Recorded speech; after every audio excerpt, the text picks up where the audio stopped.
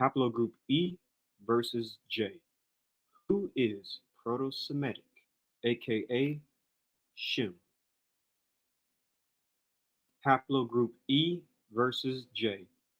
The origins of Afro-Asiatics. So remember our goal is to figure out who are the ancient Israelites, one, and two, figure out who are the modern day descendants of the Israelites. We know according to both scriptures and academia that the ancient Hebrews of Israel were an Afro-Asiatic Semitic people. According to Genesis chapter 11, verse 10 through 26, it outlines the fact that Abraham is a descendant of Shem, making the Israelites as well descendants of Shem or Semites. And it reads, "This is the genealogy of Shem. Shem was 100 years old and begot Arphaxad 2 years after the flood. After he begot Arphaxad, Shem lived 500 years and begot sons and daughters." And then going from verse 10 to 26, it says, Arphaxad, Shelah, Eber, Peleg, Ru, Serg, Nahor. Now Terah lived 70 years and begot Abram. And the Israelites, of course, were an confederation of Iron Age Semitic speaking tribes of the ancient Near East, and the Hebrew people are mostly taken as synonymous with the Semitic speaking Israelites. So we're dealing with the Semitic population. And of course, when it comes to Semites, they are Afro-Asiatics. Afro-Asiatic of relating to or being a family of languages widely distributed over southwestern Asia and Africa, including the Semitic and Semitic of relating to or constituting a subfamily of the Afro-Asiatic language family that includes Hebrew. And there's just a chart showing the genealogy. So also remember, the Israelites trace their lineage mostly from the lineage of the father. Their ancestor began with Shem to Israel, which is why they are Semitic. This is why understanding paternal DNA is extremely important to our studies because we can use Y haplogroups, Y DNA haplogroups as a guide to the ancient Israelites. As you can see right here, is a straight male paternal lineage, Jacob, and then you get to Isaac, and then you get to Abraham, then Terah, then Nahor, Serg, Ru, Peleg, Eber, Selah, Arphaxad, then Shem. It is a straight paternal lineage when you really think about it. And this is why haplogroups are great because paternal haplogroups, the paternal haplogroup relates to your Y chromosome. And since that is the sex determining chromosome for men, it is passed down from father to son. So it's a perfect method. Putting everything together, the ancient Hebrews of Israel are an Afro-Asiatic Semitic people who trace their lineage from the father. According to genealogy, they are the descendants of Shem, according to their own genealogy. Therefore, we need to know the likely haplogroup of Proto-Afro-Asiatics and Proto-Semites to understand the Y DNA chromosome of the ancient Israelites. So, Proto-Afro-Asiatic and Proto-Semites would be the ancestors of Israel, and all this information can lead us to the modern day descendants of Israel as well. With all that being said, this leaves us with only two options, haplogroup E or haplogroup J. These are the two main ones that people tend to talk about when it comes to a Semitic haplogroup. But let's thoroughly break down which one is the best. So, our question is this, haplogroup E or J? Which best fits for the origins of Afro-Asiatic Semites? So what are going to be our methods? So this is going to be a compare and contrast of haplogroup E and J. One, The location of the origins of Afro-Asiatics. That's one of the methods we will be using. Two, the time period when Afro-Asiatic Semites appeared. And then three will be a conclusion and a summary that will basically show us the best fit, whether it's haplogroup E or haplogroup J for the origins of Afro-Asiatic Semites. With all that being said, let's begin.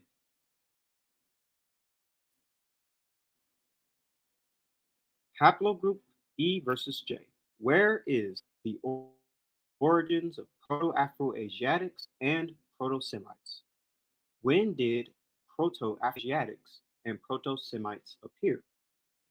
So there is the Horn of Africa origins of Afro-Asiatic Semites.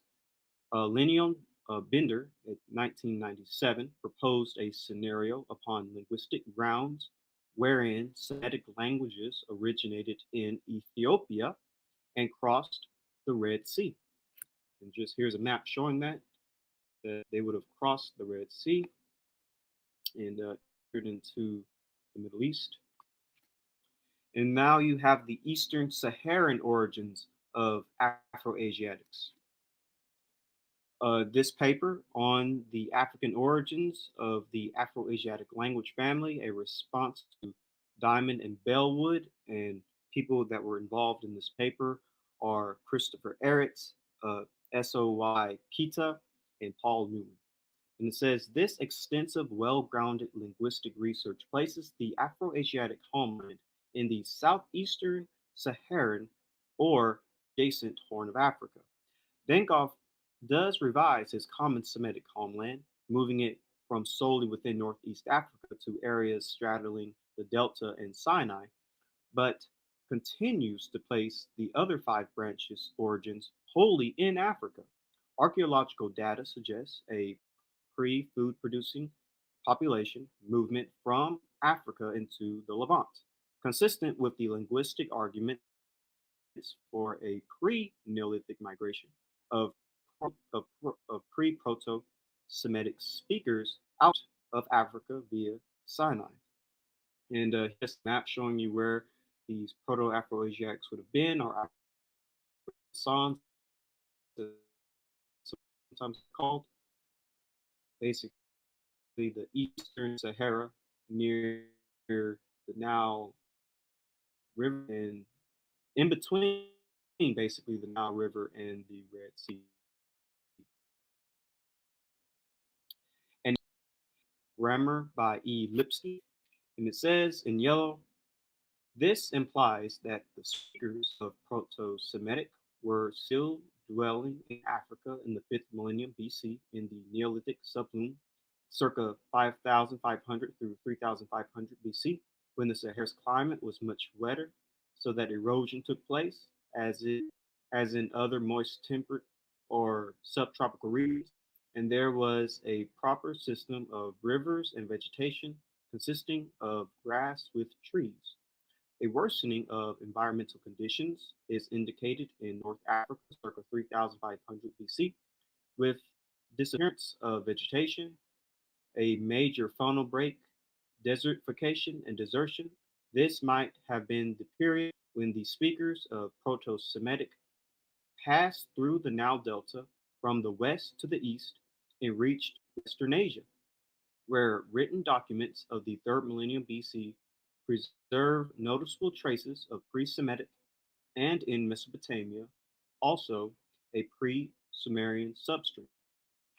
Thus, from North Africa, wave after wave of Semitic migrations would seem to have set forth. The earliest of these migrants and those who went furthest to the east were the Akkadians, who journeying along the crescent through Palestine and Syria, and crossing over into Mesopotamia, reached northern Babylonia circa 3000 BC and founded the first Semitic empire at Kish. And just to show you the North African origin of Semites, they basically would have came out of North Africa, as you can see, just to visualize it for you. Now you have the Natufian Levantine origins of of Afro-Asiatic Semites, and just to show you the map, they would have originated in the Levant and went all throughout the Middle East and Africa. This is this source right here is In Hot Pursuit of Language and Prehistory by John D. Bulkston, and it reads, this paper makes an additional inference since there is archaeological and physical anthropological reason to believe that the Natufians were related to modern Semitic speaking peoples of the Levant. And given the modern distribution of Semitic languages over the area in question, which which belong to the larger Afro-Asiatic family, it seems appropriate to suggest that these first farmers of the Levant and their Mesolithic predecessors, including the Natufian culture, were speaking a Proto-Afro-Asiatic language. It may be that Proto-Semitic continued to develop within the Levant and Syria area, since both Ebolites and Akkadian, early Semitic languages, are there attested early, the former around 2400 BC. And this is from the Prehistory of a Dispersal, the Proto-Afro-Sans, Afro-Asiatics, Forming Lexicon. The identification of Proto-Afro-Sans as Natufians and post-Natufians seems to satisfy all the four criteria. Besides the Forming Lexicon, there are sets of reconstructed Proto-Afro-Sans terms pointing to incipient animal breeding. Finally, the Neolithic appears to be an attested region from where population began to spread starting in the early Neolithic, covering not only wide tracts of southwestern Asia, but also the adjacent parts of the Mediterranean and Africa. So the latest origins of Afro-Asiatic Semites, I believe it's good to cover this as well. This is the Bayesian phylogenetic analysis of Semitic languages, identifies an early Bronze Age origin of Semitic in the Near East. And it says our analysis of the Semitic language family produced a data phylogeny that estimates the origin of Semitic at approximately 4,400 through 7,405 BC.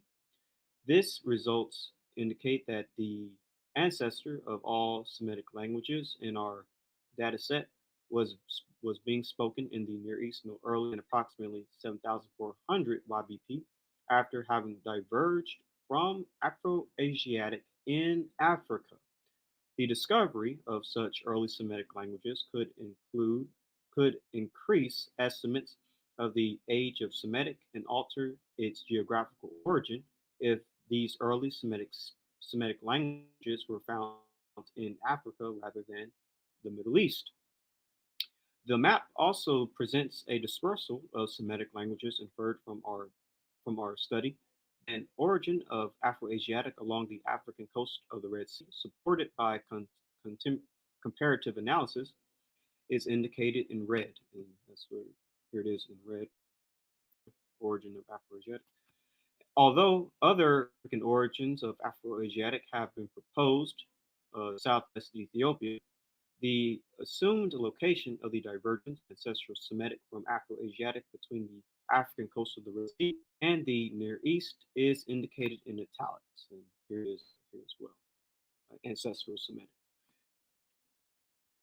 We use Bayesian phylogenetic methods to elucidate the relationships and divergence dates of Semitic languages, which we then related to epiographic and archaeological records to produce a comprehensive hypothesis of Semitic origins and dispersals after the divergence of ancestral Semitic from Afro-Asiatic in Africa.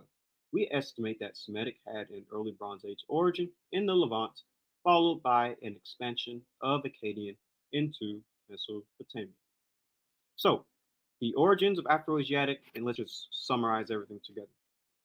This is the perfect summary with a very good map that shows it. The Semitic family is a member of the larger Afro-Asiatic family, all of whose other 5 or more branches have their origin in North Africa or the Maghreb. Largely for this reason, the ancestors of Proto-Semitic speakers were originally believed by some to have first arrived in the Middle East from North Africa, possibly part of the operation of Saharan pump after the late Neolithic. Dinkoff sees Semitic originating between the Nile Delta and Canaan. Bench even wonders whether the highly diverse Tuareg languages indicate an origin in Ethiopia, with the rest of Ethiopia's Semitic a later back migration. According to Christy G. Turner II, there is an archaeological and physical anthropological reason for a relationship between the modern Semitic speaking populations of the Levant and the Natufians. So, to summarize that, basically in red, it talks about a North African origin of Semitic. In green, it talks about a somewhat North African but also Levantine origin. And this in blue speaks of a Ethiopian Horn African origin. And in yellow, it speaks of a Levantine Natufian origin of Afro-Asiatic. And over here, you can basically see those locations of the Horn African, the Eastern Syrian, and the Levantine Natufian. So, location and time, the origins of Afro-Asiatic Semites. So when it comes to the Horn of Africa, it's typically believed to be the pre-Neolithic to the Neolithic. And for the Eastern Saharan, it's pre-Neolithic to Neolithic. For North African, it's Heliocene slash Neolithic. For the Natufian, it's Mesolithic to Neolithic. And the latest study, which basically placed the origins of Afro-Asiatic in Africa, it's Neolithic. Basically, what we see is that most linguists and historians and those in the field of archaeology say that Afro-Asiatic Semites originated in Africa during the Neolithic era. With that being said, what haplogroup was in Africa during the Neolithic when Proto-Afro-Asiatic populations appeared? Was it haplogroup E or haplogroup J? So, haplogroup J, location, origin, and time frame. This is from the origin and diffusion of human Y chromosomes group J1-M267. It says around the time of Neolithic demographic transition, genome-wide ancestry of West Asian populations was geographically structured into three groups. Among them, haplogroup J-M304 is found in the Caucasus slash Iranian and Anatolian hunter-gatherers and farmers, but not in the Levantine ones. Unfortunately, so far, A DNA, by the way, A DNA stands for ancient DNA. So ancient DNA studies are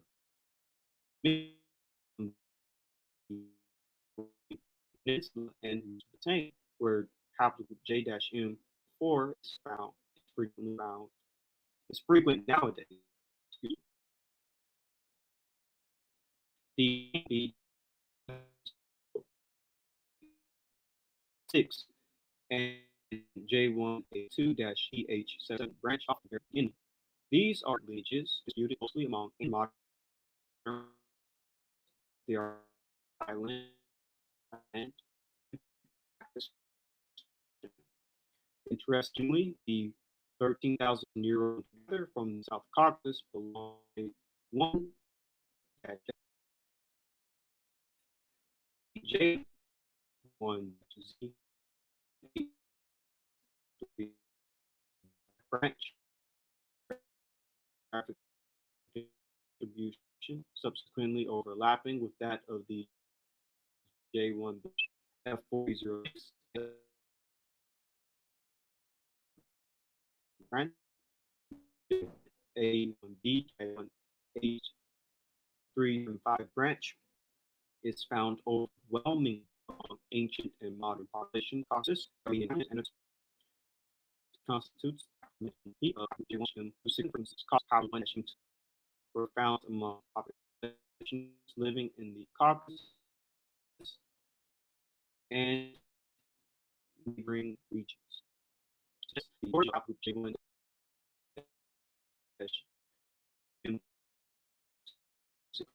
in West Asia confirmed previous most of the deeply diverged lineages belong to the population from the South Caucasus. Almost by participant for group J1 from the first J1 indicates the electoral in to become a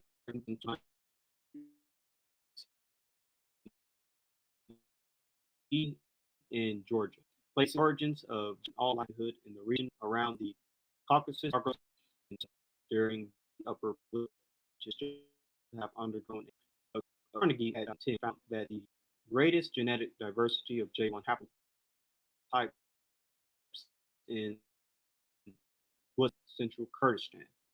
The mountainous terrain of the Caucasus, Anatolia, and in modern Iran, which wasn't suitable for cereal farming, was an ideal ground for goat and sheep herding and catalyzed the progmation of J1 pastoralists.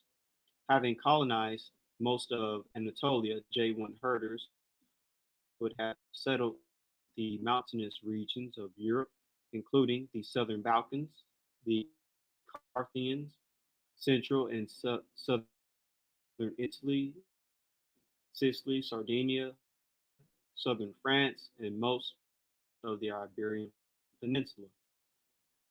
And this is from Haplogroup J2, Y-DNA Wikipedia. Here, between 15,000 and 22,000 years ago, the oldest known J2A sample at present were identified in remains from the Hotu Cave in northern Iran, dating from 9,100 through 8,600 BCE, and the Katos Cave in Georgia, dating from 7,940 through 7,600 BCE. This confirms that haplogroup J2 is already found around the Caucasus and the southern Caspian region during the Mesolithic period. So now let's look at the haplogroup E location, origin, and time frame. So this is from the phylogeography of Y chromosome binary haplotypes and the origins of modern human populations. And it says the expansion of Neolithic farmers from the Middle East into Europe is also represented in the NRY data, although suggesting a relatively localized area of impact. As mentioned before, in relation to African NRY history, a Mesolithic population carrying group 3 lineages with the M35/M215 mutation expanded northward from, by the way, M35 and M215 is haplogroup mutation expanded northwards from sub-Saharan to North Africa and the Levant. The Levantine population of farmers that dispersed into Europe during and after the Neolithic carried these African Group 3 M35/M215 lineages. Group 3 lineages are found in high frequency in Africa and relatively high frequencies in the Middle East and Southern Europe, characterized by the M35/M215 mutations, with occasional occurrences in Central Asia, Pakistan, and America.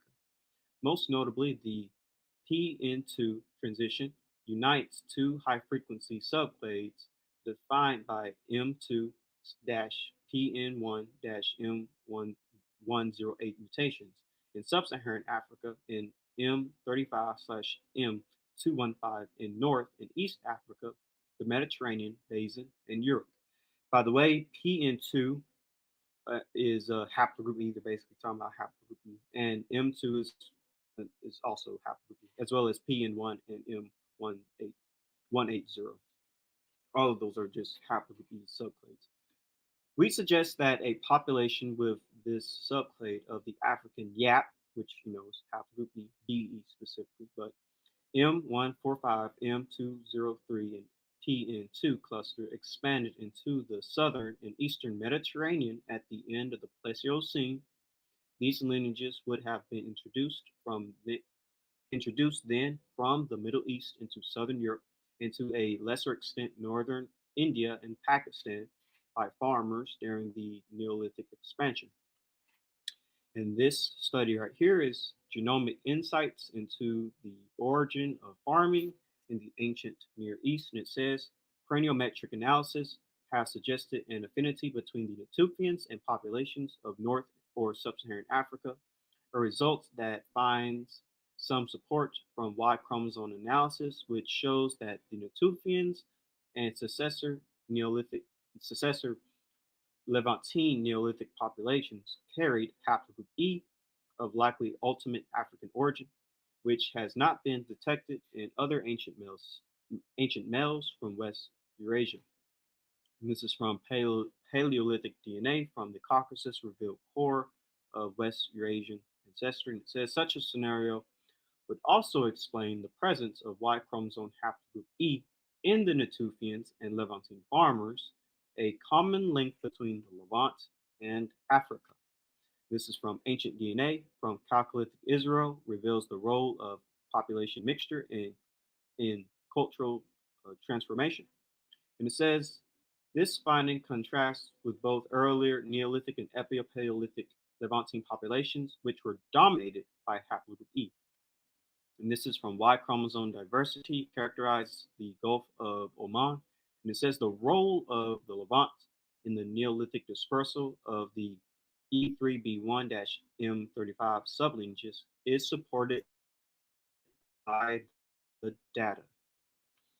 This paper is carriers of mitochondrial DNA, microhaplogroup L3 basal lineages migrated back to Africa from Asia around 70,000 years ago. And it says, curiously, ancestral East Star lineages have been detected in the Arabian Peninsula and the Levant. So, haplogroup E versus J, when it comes to the location and time, the origins of the Afro-Asiatic Semites, again, the Horn of Africa, the Eastern Sahara, North Africa, Natufians, and the latest study dealing with the subject matter, all basically say the Neolithic time period. And all these locations are basically in Africa, except for the Natufians, but still they were decently close to Africa, being in the Levant.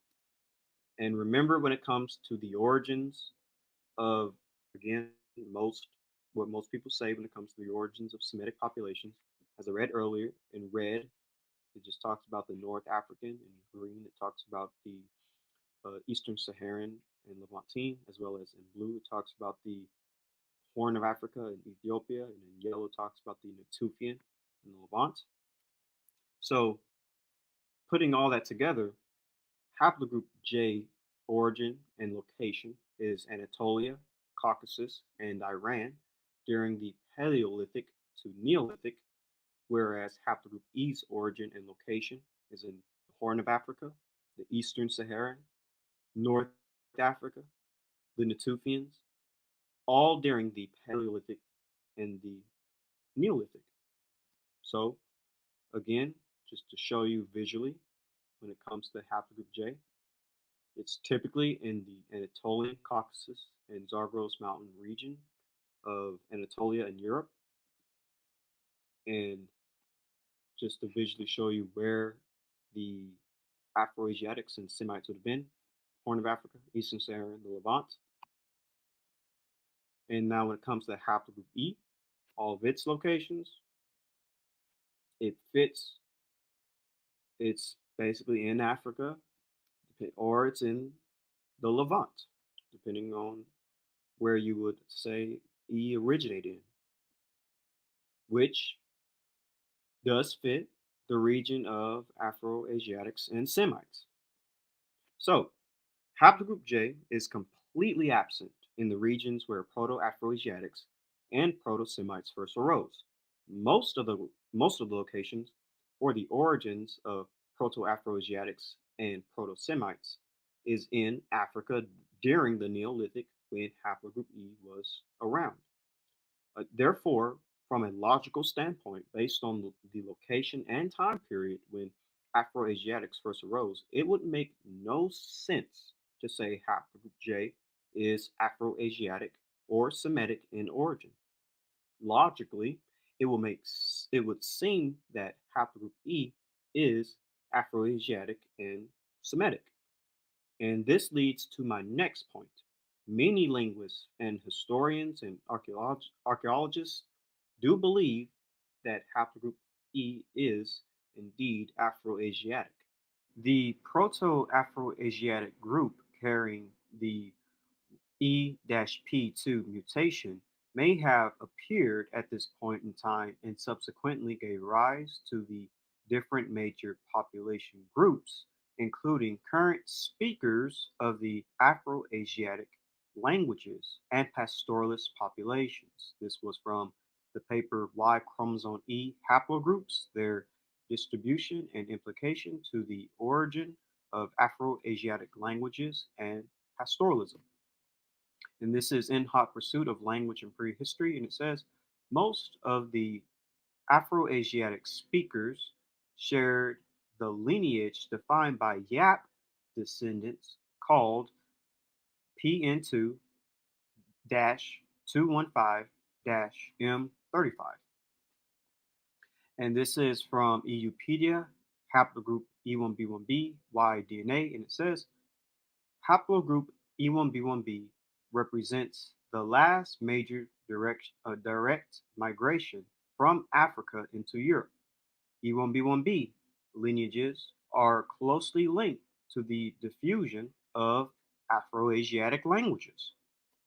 And this is from The Origins of Afro-Asiatic by Christopher Ehret, S.O.Y. Kita, and Paul Newman, and Peter Bellwood. And it says, a critical reading of genetic data analysis, specifically those of Y chromosome phylogeography and TAQL49AF haplotypes, supports the hypothesis of populations moving from the Horn or southeastern Sahara northward to the Nile Valley, northwest Africa, the Levant, and Aegean. The geography of the M35/215 lineage, which is of Horn/East African origin, is largely concordant with the range of Afro-Asiatic languages. Underhill state that this lineage was carried from Africa during the Mesolithic. The distributions of the Afro-Asiatic branches in this lineage can best be explained by invoking movements that originated in Africa and occurred before the emergence of food production as well as after. And this is from How Eurasia Was Born. And it says, regarding the Afro-Asiatic family, what makes the situation ambiguous is the discrepancy in the distribution pattern of haplogroup E-M78, as both the parent haplogroup of E-M78, that is E-L539, and the sibling haplogroup of this parent group, the less widespread E-Z827, are both mostly distributed around the Mediterranean, including Europe, showing highest microsatellite variance in the Levant. This suggests that already the common ancestor group of E-L539 and E-Z827, that is E-M35, had arrived in the Levant during the last glacial maximum and started to divert to subclades already there, while E-M78 shows the highest microsatellite variance in the Levant, thus suggesting the origins of it as well as the entire Afro-Asiatic family there. But Afro-Asiatic language family shows the highest variety in Africa, with Chadic, Berber, Egyptian, and Cushitic all being present in Africa, and only Semitic in Asia. The most simple solution for the discrepancy between high genetic diversity in the Levant and high linguistic diversity in Africa could be that Semitic is a result of a relatively late remigration from North Africa or the ancient Canaan, after ancestors of the other branches of Afro-Asiatic migrated to North Africa. This is also supported by the fact that otherwise E-M78 and even its primary subclades are much older by multiple times than the presumed age of language families characterized in this paper and my earlier papers, as timing of TMRCAs of its primary subclades is the following: 10,000 BCE for E-1902 and 9,900 BCE for E-Z1919. And this paper is from Genetic Linguistic Inference, and it says, focusing on the green cluster, figure 5.5.4 reflects the mutations within this cluster are variants of the E-Z827 haplogroup. An interesting study from 2016, lizards was able to extract 3 ancient DNA samples from a Natufian archaeological site in Israel. As the reader may recall from section 2 above, the Natufians were the last hunter-gatherers of Southwest Asia. 2 of the samples belong to E-PF1961, which is an ancestral marker for E-M34. The E-M34 mutation has a wide distribution currently found in populations of Mediterranean Europe, Southeastern Europe, the Middle East, North Africa, and East Africa. For linguistics, the E-M34 mutation is significant as it represents a potential back to Africa marker that co-expanded from Southwest Asia into East Africa with goats and sheep herders about 6,000 years ago. Back to Africa Migration, that as the reader may recall from section 3 above, appears to have carried Afro-Asiatic languages from Southwest Asia to East and North Africa. The ancient Natufian Y chromosome data, as just presented, supports this position because the E-PF1961 mutation is an upstream marker from E-M34. Thus, E-M34 probably evolved in the Middle East. Additional analysis of contemporary genetic data also supports Middle Eastern and agricultural origins of Afro-Asiatic languages in East Africa. Corneri at 2004 suggests that E-M34 arose in the Levant based on their interpretation of the data and wider distribution of this marker outside of Africa. Additionally, Cadiz at 2008 date the E-M123 mutation in the Middle East to about 11,000 years ago, which potentially places the evolution of the downstream E-M34 mutation during the Southwest Asian Neolithic. And so Christopher Eretz and Shamarka Kita have suggested that the geography of E1B1B lineages coincides with the distribution of Afro-Asiatic languages, and that's actually true. If you look at a map, just a simple map of the distribution of Afro-Asiatic languages and the distribution of Haplogroup E, you do basically see a perfect overlap between this Afro-Asiatic and Haplogroup E. And I'm one to say that that's not a coincidence. That is something very important to look into and to recognize. Now, some of you might say, well, what if Afro-Asiatic Semites originated in the Levant? Would this give haplogroup J a chance at being Semitic? And it wouldn't, because the Semites that originated in the Levant, their ancestors would have been the Natufians, and Natufians carried haplogroup E. Furthermore, haplogroup J wasn't even present in the Levant until the Bronze Age, when Semitic languages were already being spoken. This is from Origin and Diffusion of Human Y Chromosome Haplogroup J1-M267, and it says, around the time of the Neolithic demographic transition, the genome-wide ancestry of West Asian populations was geographically structured into 3 groups. Among them, haplogroup J-M2 J-M304 is found in the Caucasus / Iranian and Anatolian hunter-gatherers and farmers, but not, pay attention what's in yellow, but not in the Levantine ones. Unfortunately, so far, aDNA or ancient DNA studies are missing from the Arabian Peninsula and Mesopotamia, where haplogroup J-M304 is found is frequent nowadays. Ancient DNA from Chalcolithic Israel reveals the origins of population mixture in cultural transformation, and it reads, this finding contrasts with both earlier Neolithic and Epio-Paleolithic Natufian Levantine populations, which were dominated by haplogroup E. Now pay attention what's in blue. And later Bronze Age individuals, all of whom belong to haplogroup J. So J wasn't present until the Bronze Age.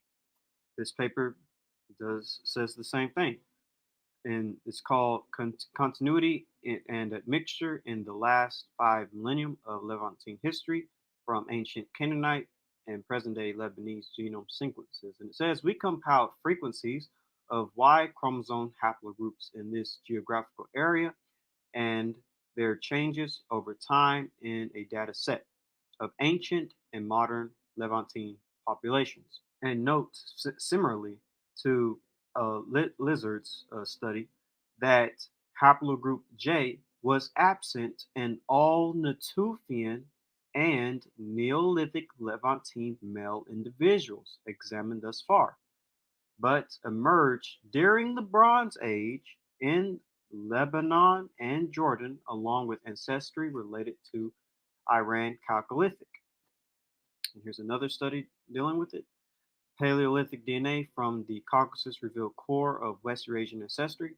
Such a scenario would also explain the presence of Y chromosome haplogroup E in the Natufians and Levantine farmers, a common link between the Levant and Africa.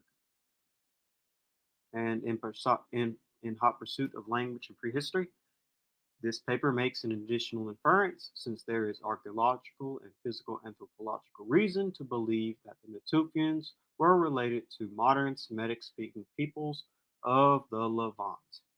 So, Semites were actually expanding from the Levant, which was dominated by haplogroup E, when haplogroup J was entering the Levant. Logically, this makes it practically impossible for haplogroup J to be Semitic in origin, but this does strengthen haplogroup E's argument. To simply put it, Semites were expanding from the Levant into Mesopotamia, and haplogroup J markers are just now entering into the Levant. Therefore, how would haplogroup J even be Semitic in origin at this point? To simply put it, it, it, they're too late. It makes it impossible. They're just too late for them to be Semites. Remember, we estimate that Semitic had an early Bronze Age origin in the Levant, followed by an expansion of Akkadian into Mesopotamia. So that's what I mean. Semites are coming out of the Levant into Mesopotamia in the early Bronze Age, whereas the J markers were just now entering the Levant in that time. So J markers can't be Semites can't be Semitic in origin at that point. But E was already dominant in the region, and E was expanding from the Levant into Mesopotamia, just as the study said. Whereas, like I said, J markers are coming into the Levant. So no, J markers cannot be Semitic, even if you were to try to put the origins of Semites in the Levant. It still wouldn't work for them to be Semites. Only for the E marker, because it was present in the Levant, dominated the Levant actually. But with that being said, this is where we end haplogroup E versus J, the origins of Afro-Asiatics. Haplogroup E is Semitic, and haplogroup J is not Semitic. Haplogroup E is seen as Proto-Semitic. Basically, people with haplogroup E would have been the first Semitic speakers. Haplogroup E is Semitic in origin. This is from How Eurasia Was Born, and it says the most plausible candidates for Semitic remigration to the Fertile Crescent with TMRCAs fitting the arrival of the Akkadians and other early Semitic peoples are certain subclades of both E-V22 and E-V12, with respectively early TMRCAs present in the Middle East could be candidates for such remigration, such as E-FGC14382, TMRCA is 2200 BCE, and E-V3262, TMRCA is 2600 BCE. This is from Peter Solomon Kovacs, and he says, my theory is that when the Proto-Semitic language left the Afro-Asiatic homeland of Northeast Africa, not just one lineage left, but a group of Proto-Semitic people from this region that included all the Y DNA haplogroups then present in Northeast Africa. It is possible that Northwest Semitic Hebrew people and languages dispersed into the Levant from Northeast Africa's Nile region around 5000 BCE. Thus, the earliest out of Africa settlement of Proto Semitic people was likely in Yemen on the southeastern region of the Arabian Peninsula. They then spread to the east and northeast to enter Mesopotamia and found the Semitic kingdom of Akkad and the Akkadian Empire.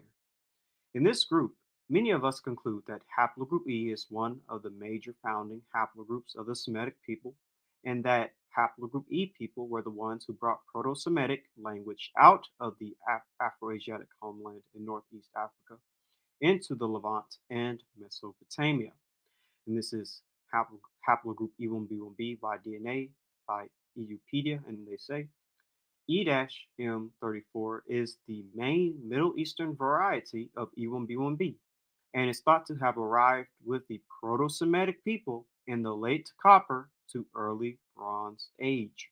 Haplogroup E is definitely Semitic in origin compared to Haplogroup J.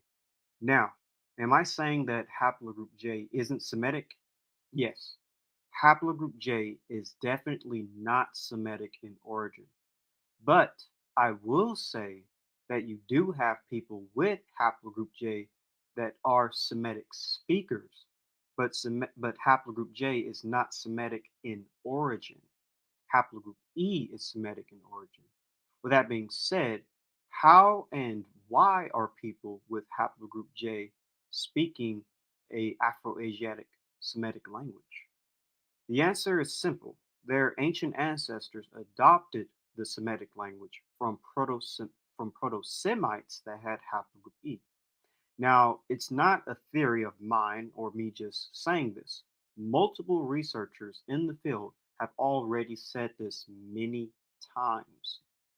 This is from Haplogroup J1 by DNA from EUpedia, and it says, looking at the map of J1-P58, it is easy to assume that P58 is a marker of Arabic ancestry because it reaches its maximum frequency in and around the Arabian Peninsula. That would be an oversimplification.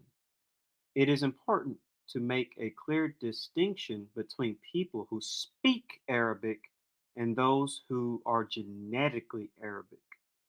These are two completely different things. For comparison, people who speak languages descended from Latin, such as French, Spanish, Portuguese, Italian, Romanian, are not necessarily descendants of the ancient Romans of Latium. Even those who do may not have more than a tiny fraction of their genome which was inherited from actual Roman ancestors. This is why most Romance language speakers today cannot be considered as genetically Roman.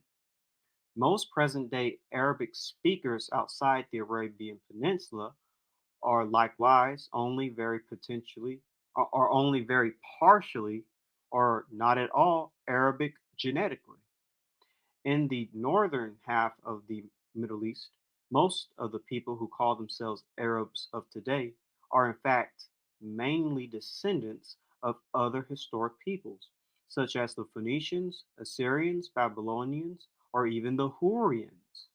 Most of these people are predominantly J2, with many minor haplogroups like E1B1B, G, J1, L, Q, R1A, R1B, and T. The other subclades of J1 cannot be considered to be the paternal descendants of the first speakers of Arabic.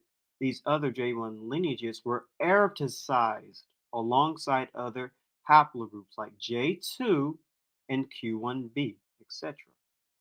Likewise, J1-P58, E-M34, it is also shared with their Semitic cousins, the Jews. Haplogroup E1B1B is considered the primary candidate for the origin and dispersal of Afro-Asiatic languages across northern and eastern Africa and Southwest Asia. The Semitic languages appear to have originated within the subclade of E-M34 branch of E1B1B. And this paper is haplogroup J1. It's definitely not Semitic in origin. This is from haplogroups.org, and it says haplogroup J1 is not a Semitic haplogroup in origin. However, genetically, we cannot call this haplogroup Semitic because Semitic people mainly have the FGC11 lineage of this haplogroup in those areas. As Arabic society is mainly based on a unique cluster of J1 haplogroup FGC11, it is wrong to call all people with J1 as Semitic. In this case, we cannot attribute haplogroup J1 to Semitic origin. In fact, it is apparent that there are various clusters of J1 among Caucasian, European, and South/Central Asian people, especially in the Caucasus. The Caucasus. J1 seems in high or medium amounts among various ethnic groups, and just going to name some of the ethnic groups, such as Chechens and Avars and the Saracens and other groups like that. All these peoples speak various languages which are bound up with Northeast Caucasian languages, Northwest Caucasian languages, and Turkic languages. And European people having J1 also speak Indo-European languages rather than Semitic languages.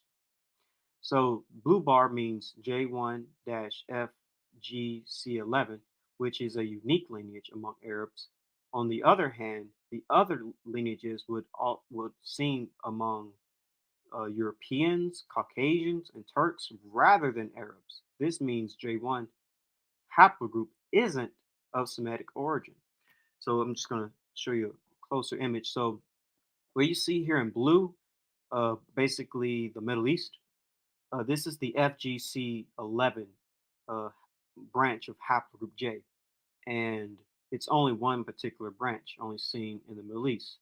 But you see a variety of various J branches all throughout uh, the Caucasus and Europe. Here are all the other J branches, all the other subclades of J that you find in parts of Europe and around. So it's very intriguing that you only really see one particular type of J in the Middle East, but you see a more diverse group of J in Europe. So it is also known that the mostly seen haplogroups in Afro-Asiatic speakers is the lineages of E1b, such as V12, V32, and M81. E1b is one of the most common haplogroups in Semitic people in the Levant and Mesopotamia. In the meantime, E-V12 seems to be a part of Nile Basin and Arabia, and uh, E-M81 is related to Northwest Africa. Based on Arab genealogical tradition, the Adonites are Arab-derived Arabs, whereas Quatanite tribes are thought to be pure Arabs, which we talked about in the past, the local people of Arabia. Today, in genetic projects, we see that most of people from Quatani tribes are usually related to the lineages of E1B1, which I talked about in my Joktan video. Check it out. Whereas Adonites are mostly related to J1, haplogroup J1. The main source for Afro-Asiatic languages are the lineages of E1B1, such as M2, V12, V32, U174, V22, etc., which spread which spread the Levant during the early period of ancient Egypt and later towards Mesopotamia in the east. Semitic languages such as Hebrew, Arabic, and Amharic are characterized under the Afro-Asiatic language family. This means that Arabic and Hebrew languages derive from the same language with Berber, Chadic, Cushitic, Egyptian, Amharic, Omotic languages of the Afro-Asiatic language family in North Africa. Today we see that the most of Afro-Asiatic people are E1B1B haplogroup, especially the lineages of V12, V32, and M81. And we see a great variety of E1B lineages among both Semitic and Afro-Asiatic people, whereas only FGC11 lineage of J1 is present among Afro-Asiatic Semitic people. And it is also impossible to see J1 haplogroup among several Afro-Asiatic people such as Berbers. According to the theory, Afro-Asiatic languages spread to Asia via E1B haplogroup, not J1 haplogroup. It is historically known that a ruling elite class of Afro-Asiatic people, Akkadians and Assyrians, etc., also invaded the north of Mesopotamia and brought their Afro-Asiatic languages to the central and northern parts of Mesopotamia during the period of Akkadians and Babylonians. Elite dominance model of E1B1B1 might be supposed for Akkadians, Assyrians, and Babylonians. In this case, since it might be theorized that Sumerian was the main language of the ancient Mesopotamians before Afro-Asiatic E1B overwhelmed Mesopotamia, elite dominance model. And so here's a paper, How Eurasia Was Born, and it says certain distribution patterns suggest that this eastward expansion of the Indo-European family occurred through northern Mesopotamia, south of the Armenian highlands, for long populated by speakers of Aldoan languages and ancient Indo-European lineages, presumably populating northern Mesopotamia before the Akkadian conquest. Lineages suggesting migrations to have occurred from Anatolia to northern Mesopotamia include subclades of J2A-M47, J2B-Y22075, J2B-Z43946, and J1-FGC6064, suggesting an Indo-European population in eastern Syria and northern Mesopotamia before the Semitic expansion. So J being associated with Indo-Europeans. This paper, Genetics, Egypt, and History, Interpreting Geographical Patterns of Y Chromosome Variation, and it says, it can be postulated that select M35 carriers, speakers from Africa of a stage of ancestral Semitic, pre-Proto-Semitic, entered the Near East. Now here's the important thing to hear in blue. Where indigenous peoples adopted it, and via ongoing language shift and population growth, eventually became innumerably greater than the original speakers of the ancestor. So originally, early Semites had haplogroup E, then other people adopted it, and they became more numerous. This is from In Hot Pursuit of Language and Prehistory, and it says the presence of Semitic in the Near East might be explained as follows. Early pre-Proto-Semitic speakers would have would have migrated into Syrio-Palestine before the Neolithic, being taken by their M35 bearers, specifically M35/M78, and adopted by populations bearing M89 lineages. So again, haplogroup E haplogroup E speaking Semitic, and other people adopting the language. So what's M89, by the way? So M89 is also known as haplogroup F or FM89, and it represents 90% of the paternal lineages outside of Africa. So here's just a map showing you haplogroup F. So the vast majority of individual males with F-M89 fall into its distinct descendants, haplogroup GHIJK. Haplogroup GHIJK branches subsequently into two distinct descendants, G and HIJK. HIJK in turn splits into H and IJK. The descendants of the haplogroup IJK include the clades I, J, K, and ultimately several major haplogroups descend from K, namely haplogroups M, N, O, P, Q, R, S, L, and T.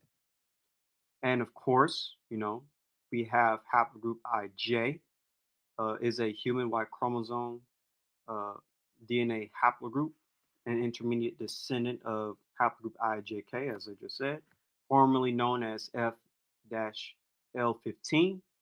The intermediate descendants of IJK are haplogroup I and haplogroup J. Its sole sibling is K, which includes most of the world's male population. So when that paper was talking about how these FM89 lineages adopted Semitic, this would include the haplogroup J marker because it's a M89 lineage. So as we can see, haplogroup E is definitely Semitic in origin, and haplogroup J is not Semitic in origin. Rather, it adopted the Semitic language. The only lineage that's actually really seen as Semitic from all the other sublineages of haplogroup J is J-P58. The other branches of J aren't seen as Semitic or Afro-Asiatic in origin. This also includes all of the rest of haplogroup J, other than, of course, JP58. This is from haplogroup J1, YDNA from Wikipedia, and it says J1-P58 is by far the most widespread subclade of J1. It is a typically Semitic haplogroup, making up most of the population of the Arabian Peninsula, where it accounts for approximately 40% to 75% of male lineages. So here is P58, and like I said, it's the one that's typically seen as quote unquote Semitic. But remember, this is only one subclade out of all the rest of haplogroup J1. Only one is seen as Semitic. Everything else is seen as non-Semitic. Like it's seen as European and Anatolian and Caucasus and stuff like that. It's typically seen as non-Semitic speakers.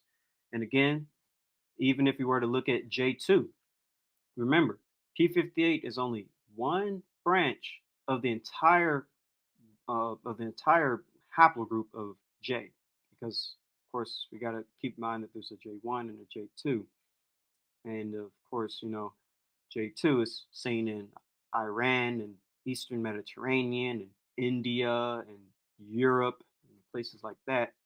Seen in ancient European populations like the Minoan Greeks, and other parts of Europe and the Caucasus and places like that. And here is just more of haplogroup J seen in Neolithic Iran and other parts of the world. So again, with P58 only being the Semitic branch of J, really again makes it very unlikely for J to be Semitic because it's only one tiny subclade out of a bunch of other subclades that's seen as Semitic. Doesn't really make sense. As we can see, the only branch of the entire haplogroup J tree that's seen as Semitic speaking is mainly J-P58. All other branches of haplogroup J either have a few Semitic speakers, while most are overwhelmingly European or Caucasian, basically non-Semitic speakers. Now, Dr. Nathaniel Jensen actually has a very interesting model. He also doesn't see haplogroup J as Semitic in origin, and he even says that haplogroup E was higher in the Middle East in ancient times than it is today. Basically, haplogroup E was pushed out of the Middle East by J markers. He actually says this. I believe this is something interesting for you guys to see, um, even when it comes to creationists. They have a very similar model, no different than people who are non-creationists, like from all the sources that I read about E being Semitic and J adopting Semitic. So here's the video right here. Before I play the clip, I want to make it known that I am protected under fair use. I'm using this video for teaching purposes as well as research purposes. I am protected under Title 17 U.S.C. Section 107. Again, this is a copyright disclaimer. I am protected under fair use. I'm using this video for teaching and research purposes. 600 to 800s, when Muhammad and his band of Arab Muslims begin expansion, it may be this E1B1B lineage that does the expanding. I find this intriguing, eerie correlation between the geographic extent of the Muhammad Empire and his descendants and the distribution of E1B1B. Another reason why is when I was initially getting into linguistics, when I saw the distribution of Afro-Asiatic languages, North Africa and the Arabian Peninsula, I thought, that's the Muslim conquest. That has to be it. How else can you explain the distribution of these languages? And here you see a genetic lineage that is very strongly correlated with it. The only exception is it isn't dominant now in the Middle East, but I think there's a reason for that. Fast forward a few centuries to the thousands, we talk about the arrival of the Turks from Central Asia. They go marching through the Middle East. I think this is how you begin to lose the dominance of E1B1B in the Middle East. Turks, of course, then get nearly extinguished by the Mongols. They survive. And so by the 1600s, they begin pushing north and south, north into Europe, south into the Arabian Peninsula. I think start kicking out some of the original Arab Muslims. Turkish Muslims take over. Let's zoom out a little bit further so we can see the rest of the world and how this history plays out. At some point, while this history is going on, E1B1A begins its expansion in sub-Saharan Africa.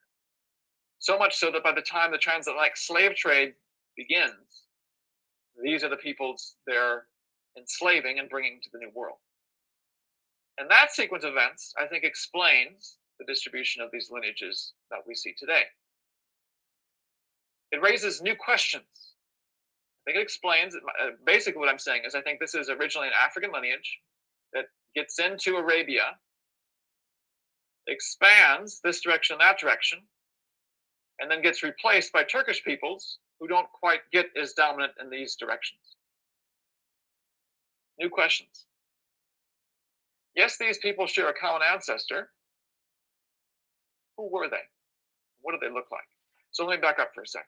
I'm saying these might actually be Arab Muslims who have African origins, originally, 500 BC. So at some point, there's dark-skinned peoples, but you look at Arabs today, they don't look like sub-Saharan Africans.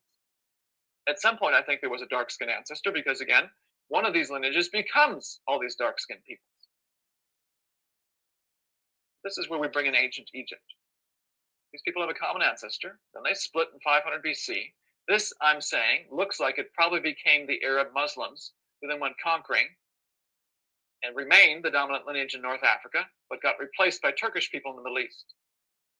These people went on to dominate sub-Saharan Africa. Well, the geographic connection between this group and this group flows right through here. The main takeaway from the video is that non-Semitic haplogroup J groups pushed haplogroup E out of the Middle East into Africa. His model is a bit different, but it's similar enough, and I find it, to be very interesting. Main takeaway is that haplogroup E are Proto-Semites, ancestral Semites. They were the first Semitic speakers. Basically, they are Semitic in origin.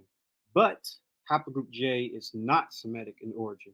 Only one lineage, only one branch of haplogroup J migrated into the Middle East, and that lineage adopted the Semitic language from haplogroup E.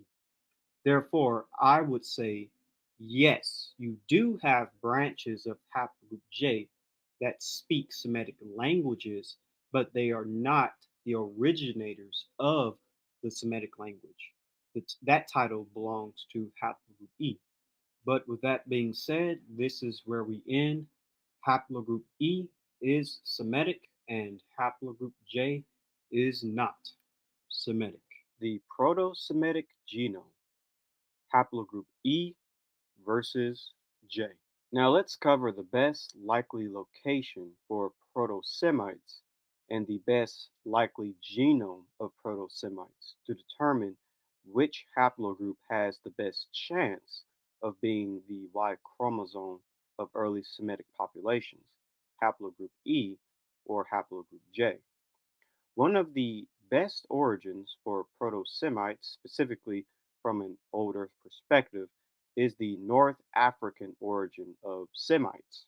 Linguistics have, or linguists have said for years that Semites came from North Africa. This is from Semitic Languages Outline of a Comparative Grammar by E. Lipsky, and it says this implies that the speakers of Proto-Semitic were still dwelling in Africa in the 5th millennium BC in the Neolithic subplume, circa 5,500 through 3,500 BC, when the Sahara's climate was much wetter, so that erosion took place, as in other moist, temperate, or subtropical regions, and there was a proper system of rivers and vegetation consisting of grass with trees. A worsening of environmental conditions is indicated in North Africa circa 3500 BC, with disappearance of vegetation and major faunal break, desert, desertification, and desertion. This might have been the period when the speakers of Proto Semitic passed through the Nile Delta from the west to the east and reached Western Asia, where written documents of the 3rd millennium BC preserve noticeable traces of pre Semitic and in Mesopotamia also of pre Sumerian substream. Thus, from North Africa, wave after wave of Semitic migrations would seem to have set forth.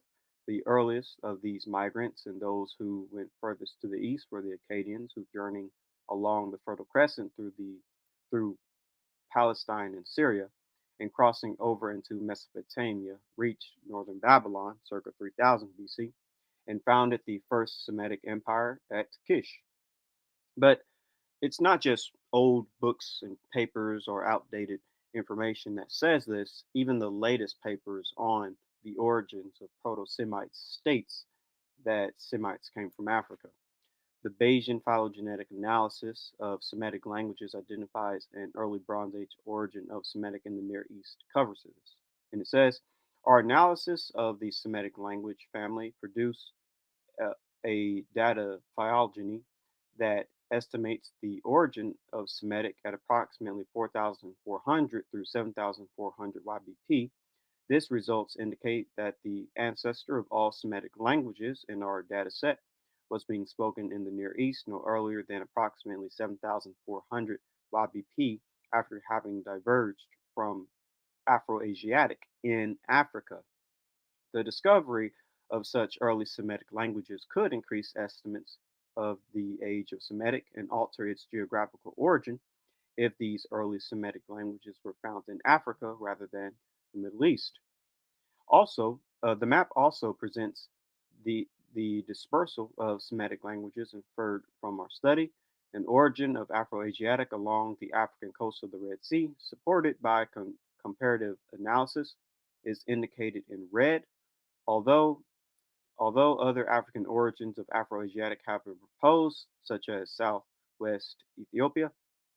The assumed location of the divergence of ancestral Semitic from Afro-Asiatic between the African coast of the Red Sea and the Near East is indicated in italics.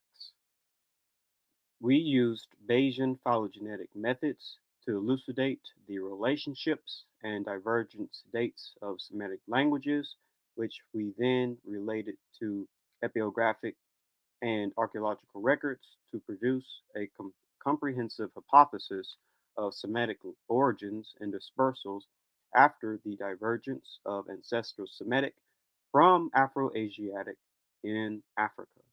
We estimate that Semitic had an early Bronze Age origin in the Levant, followed by an expansion of Akkadian into Mesopotamia. So, if Semites came from North Africa, then they would have carried haplogroup E. This is from the phylogeography of Y chromosome binary haplotypes and the origins of modern human populations. And it says the expansion of Neolithic farmers from the Middle East into Europe is also represented in the NRY data, although suggesting a relatively localized area of impact, as mentioned before, in relation to African NRY history, a Mesolithic population carrying group 3 lineages with the M35/M215 mutation expanded northwards from sub-Saharan Africa to North Africa and the Levant. The Levantine population of farmers that dispersed into Europe during and after the Neolithic carried these African Group 3 M35/M215 lineages. We suggest that a population with this subclade of the African Yap M145, M203, and PN2 cluster expanded into the southern and eastern Mediterranean at the end of the Pleistocene. These lineages would have been introduced then from the Middle East into southern Europe and to a lesser extent northern India and Pakistan by farmers during the Neolithic expansion. If Semites came from ancient North African populations of the Paleocene, then they would have had Ibero-Maurutian ancestry. This Ibero-Maurutian DNA would have been carried by Proto-Semites into the Middle East. Furthermore, Ibero-Maurutians also had haplogroup E. This is from Paleolithic DNA from the Caucasus revealed core of West Eurasian ancestry, and it says our co-modeling of Epipaleolithic Natufians and Ibero-Maurutians from Tephra confirms that the Tephra population was mixed. But instead of specifying gene flow from the ancestors of Natufians into the ancestors of Tephra as originally reported, we inferred gene flow in the reverse direction into Natufians. The Neolithic population from Morocco, closely related to Tephra is also consistent with being descendant from the source of this gene flow and appears to have no admixture from the Levantine Neolithic. If our model is correct, Paleolithic Natufians trace part of their ancestry to North Africa, consistent with morphological and archaeological studies that indicate a spread of morphological features and artifacts from North Africa into the Near East. Such a scenario would also explain the presence of Y chromosome haplogroup E in the Natufians and Levantine farmers, a common link between the Levant and Africa. So basically, an Ibero-Mauritian source came into the Levant and mixed with the Natufians, which is why the Natufians have some Ibero-Mauritian ancestry, rather than Natufians going into North Africa. And all this connects with Semites coming out of North Africa, going into the Levant, or the ancestors of Semites coming out of North Africa, going into the Levant. And we can actually go a little bit further when it comes to haplogroup E as well. Pleistocene North African genes link Near East and Sub-Saharan African human populations. We analyzed the genetic affinities of the Turfal individuals by performing principal component analysis (PCA) and model-based clustering of worldwide data when projecting onto the top PCs of African and West Eurasian populations. The Turfal individuals form a distinct cluster in an intermediate position between present-day North Africans and East Africans. Consistently, we find that all males with sufficient nuclear DNA preservation carry Y haplogroup E1b1b1b1A1. The closely related E1b1b1b haplogroup has been reported for Epio-Paleolithic Natufians and pre-Pottery Neolithic Levantines. Unsupervised genetic clustering also suggests a connection of Turfal to the Near East. The three major components that comprise of Turfal genes are maximized in early Heliocene Natufians, East African hunter-gatherer Hazzard from north-central Tanzania, and West Africans. We calculated outgroup statistics of the form across worldwide ancient and present-day test populations. Consistent with previous analysis, we find that ancient Near Eastern populations, especially Epio-Paleolithic Natufians and early Neolithic Levantines, show the highest outgroup values with Torfal. And so this is from Projecting Ancient Ancestry in Modern Day Arabians and Iranians. A key role of the past exposed Arabo-Persian Gulf on human migrations. And it says, also, the ancient Ibero-Maurusian specimens could be in part descendants of basal Eurasians, as they have a shared genetic affinity with early Heliocene Near Easterners, best proxy for the Natufians, and one-third of input from sub-Saharan Africans, a mixture between West and East Africans. Thus, so far, Southwest Asia is still the best possible probable homeland for the hypothetical basal Eurasian population. Modern-day Saudi Arabian and Yemeni samples clustered tightly with the lower left quadrant, overlapping with the three Natufian samples, and were close to the Levant PPNB pre-Pottery Neolithic B and PPNC pre-Pottery Neolithic C, the Levant Bronze Age samples. A part of the modern United Arab Emirates (UAE) and Oman samples were more dispersed and mingled with North African Ibero-Maurusian and North African Early Neolithic, in accordance to some sub-Saharan inputs in their genomes. And this is from How Eurasia Was Born. And it says, the most simple solution for the discrepancy between high genetic diversity in the Levant and high linguistic diversity in Africa could be that Semitic is a result of a relatively late remigration from North Africa or the ancient Canaan after ancestors of the other branches of Afro-Asiatic migrated to North Africa.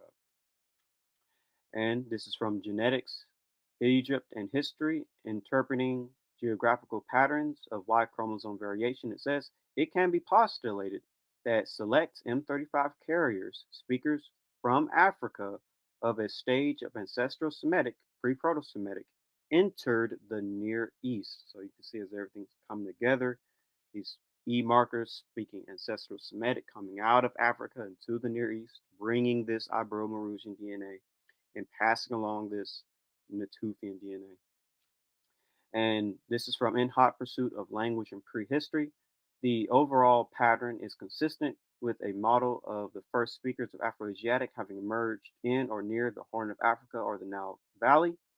The presence of Semitic in the Near East might be explained as follows. Early pre-Proto-Semitic speakers would have migrated into Syrio Palestine before the Neolithic, being taken by their M35 bearers, specifically M35/M78, and adopted by populations bearing M89 lineages. And this is from Peter Solomons, and it says, in this group, many of us conclude that Haplogroup E is one of the major founding haplogroups of Semitic people, and that haplogroup E people were the ones that brought Proto-Semitic language out of the Afro-Asiatic homeland in Northeast Africa and into the Levant and Mesopotamia. So, quite literally, Semites have could be considered African. And it's not just me saying this, but it's actually researchers in the field. This is from Guns, Germs, and Steel by Jared Diamond. And it says Greenberg determined that Semitic languages really form only one of six or more branches of a much larger language family, Afro-Asiatic. Even the Semitic subfamily itself is mainly African, 12 of its 19 surviving languages being confined to Ethiopia. This suggests that Afro-Asiatic languages arose in Africa and that only one branch of them spread to the Near East. Hence, it may have been Africa that gave birth to the languages spoken by the authors of the Old and New Testaments and the Quran, the moral pillars of Western civilization. And this is from a conversation with Christopher Arrett, and he says, after all, the early Semites were just a few Africans arriving to find a lot of other people already in the area. So, basically, Semites would have been like an African population coming out of North Africa into the Middle East, carrying haplogroup E and ancestral Semitic languages, and they would have genetically been a mixture of a North African and Levantine group. Now, the second best location for the origin of Semites is the Levant with the Natufians. You can use this model for a young Earth and even an old Earth perspective. From a young Earth perspective, I believe Shem and Eber settled the Levant. By the way, I have a list of videos that you can check out. This video in particular is one you should check out. Shem and Eber in the future Promised Land, because I lay out all the reasons why Shem and Eber likely lived in the Levant, and Shem and Eber would basically have been the ancestors. Well, not the well, yes, the ancestors of the Natufians. But now I'm going to speak from both a old Earth and a young Earth creation perspective when it comes to this Natufian origin. So Semites would descend from Natufians in the Levant, and Natufians carried haplogroup E. And autosomally, Natufians are Asiatic and African, but many indigenous Middle Easterners have high amounts of Natufian ancestry. So this is from In Hot Pursuit of Language and Prehistory, and it says, this paper makes an additional inference, since there is archaeological and physical anthropological reason to believe that the Natufians were related to modern Semitic-speaking peoples of the Levant. Such a scenario would also explain the presence of Y chromosome haplogroup E in the Natufians and Levantine farmers, a common link between the Levant and Africa. And that was from Paleolithic DNA from the Caucasus revealed core of West Eurasian ancestry. And the Natufian sample consists of 61.2% Arabian, Asiatic, 21.2% North African, 10.9% West Asian, and 6.8% Omotic. So, Natufians are basically a split between African and Asiatic. This is from the Genomic History of the Middle East, and it says Arabians and Bedouins are positioned close to ancient Levantines. When we substitute Neolithic Levant Neolithic with Natufians as source of ancestry in the Middle East, we found that Arabians could be successfully modeled. And this is from Projecting Ancient Ancestry in Modern Day Arabians and Iranians, a key role of the past explores Arabo-Persian Gulf on human populations. And it says, modern Saudi Arabian and Yemeni samples cluster tightly with the lower left quadrant, overlapping with the three Natufian samples, and were close to the Levant's PPNB and PPNC and the Levant's Bronze Age samples. And so here's a map of the distribution of Natufian ancestry. And as you can see, the highest concentration of Natufian ancestry is in the Middle East, because they are an ancient Middle Eastern population. and then it expands from the Middle East into places like the Mediterranean, Africa, and other parts of the far Near East. So that's just a good distribution of that.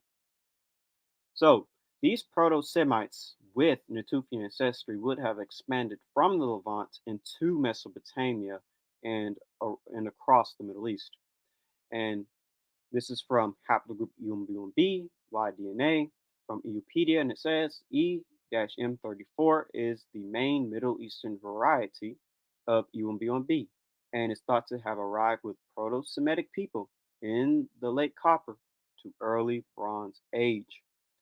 We estimate that Semitic had an early Bronze Age origin in the Levant, followed by an expansion of Akkadian into Mesopotamia. The most plausible candidates for Semitic remigration to the Fertile Crescent, with TMRCAs fitting the arrival of the Akkadians and other early Semitic peoples, are certain subclades of both E-V22 and E-V12, with relatively early TMRCAs present in the Middle East could be candidates for such remigration, such as E-FGC14382, TMRCA is 2200 BCE, and E-V3262, TMRCA is 2600 BCE. And here's the high concentration of ancient E samples we found in the Levant and the Middle East, and it overlaps with the area of Natufian culture because, well, it's the Natufians with these E markers and their descendants. And they would have migrated from the Levant into Mesopotamia, just as the paper said, when Semites, early Akkadians, and other early Semitic populations migrated from the Levant into Mesopotamia. It all fits logically and perfectly. And we can see them also dispersing throughout other parts of the Near East, going into Arabia, going into the Horn of Africa, North Africa.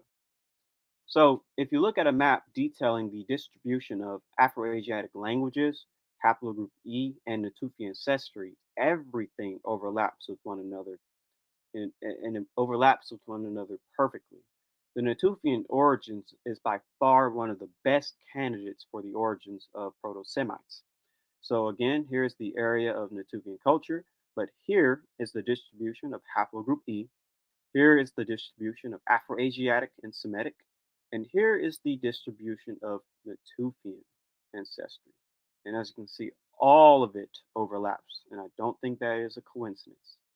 It is likely that Haplogroup B is Semitic, it is Afro-Asiatic, and Natufians is what the autosomal DNA would be of a Proto-Semite. And of course, when it comes to Abraham, his ancestors lived in that typical area of the Natufian culture. His ancestors coming from Ur of Kasdim, which was built by Natufians, by the way. I cover that in other videos. And, going into the land of Canaan. So, basically, the two best origins of Semites is one, the Natufians, whether if you want to use an old Earth or a young Earth perspective for it, or you have the North African origin of Semites, and for that it's pretty much strictly old Earth. But basically, um, Semites came from North Africa. And if Semites came from North Africa, they would literally be Africans. And if Semites came from Natufians, then they would have African ancestry. Either way, early Semites did have some type of African or Hamitic influences in their genome. We can see this even in the Book of Jubilees when it comes to Eber and Azurad. And check out my video detailing that subject.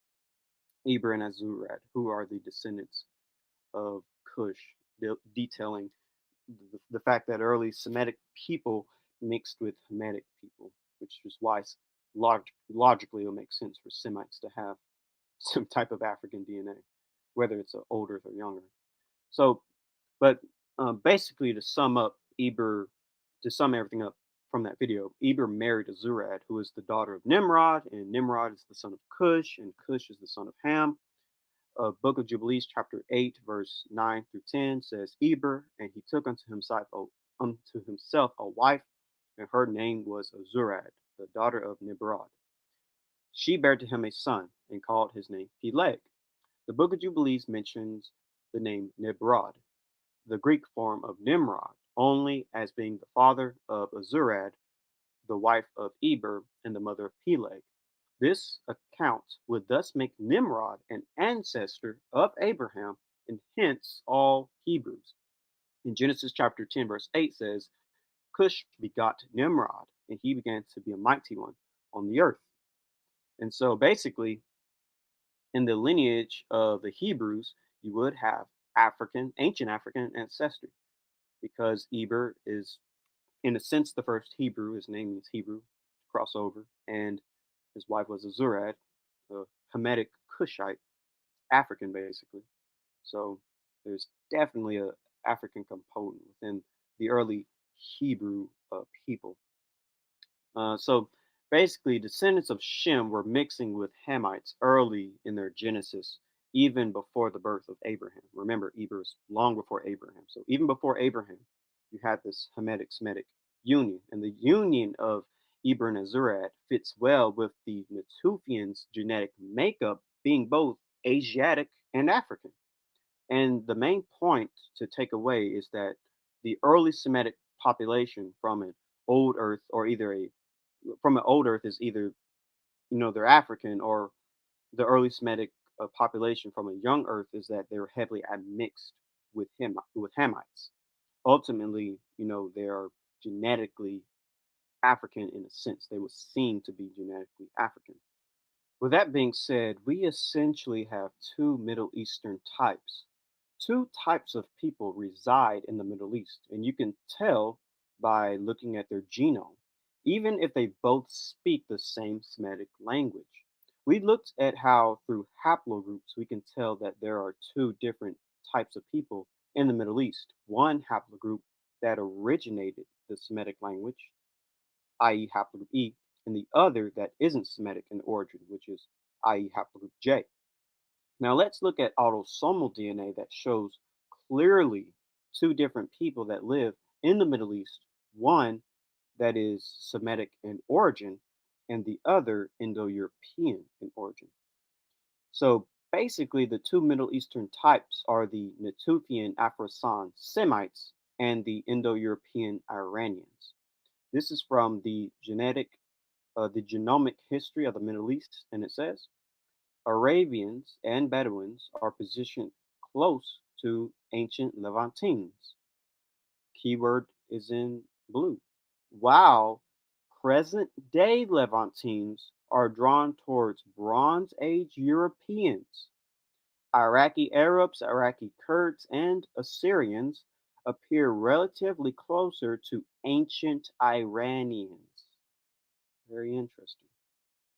When we substitute Levant Neolithic with Natufians as source of ancestry in the Middle East, we found that Arabians could be successfully modeled, whereas none of the present day Levantines could be could be modeled could be modeled as such. So none of the present day Levantines match with the the Neolithic Levantines like the Arabians do. Modeled Model-based clustering also showed that Arabian populations have subsequently lower uh, Anatolian Neolithic ancestry compared to modern day Levantines. So basically, modern day Levantines are closer to Anatolian populations, specifically Neolithic Anatolians, whereas Arabians do not have, they have very low or non existent Anatolian DNA or Anatolian Neolithic DNA. Very interesting. We found an ancestry related to ancient Iranians that is ubiquitous today in all Middle Easterners. Previous studies showed that this ancestry was not present in the Levant during the Neolithic period, but appeared in the Bronze Age, where 50% of the local ancestry was replaced. It was replaced by a population carrying ancient Iranian related ancestry. Very interesting. This population potentially introduced the Y chromosome haplogroup J into the region. Hmm. The haplogroup common in Natufians, E1B1B, is also frequent in our data set, with most lineages coinciding around 8.3 through 7 through 9.7 KYA, basically, 8,000 to 9,000 or 7,000 years ago. By modeling contemporary populations using ancient genomes, we inferred differences between the Levant and Arabia. The Levant today has higher European slash Anatolian related ancestry. So, modern day Levantines are closer to Europeans and Anatolians, while Arabia has higher African and Natufian like ancestors. Very interesting. It has been suggested that population discontinuity occurred between the late Pleistocene and early Heliocene in Arabia, and that the peninsula was repopulated by Neolithic farmers from the Fertile Crescent.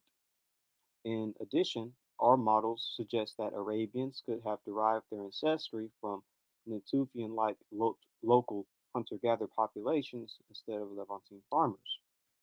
As we can see, there are essentially two types of people in the Middle East: Natufian Afro-Semites and Indo-European Iranians.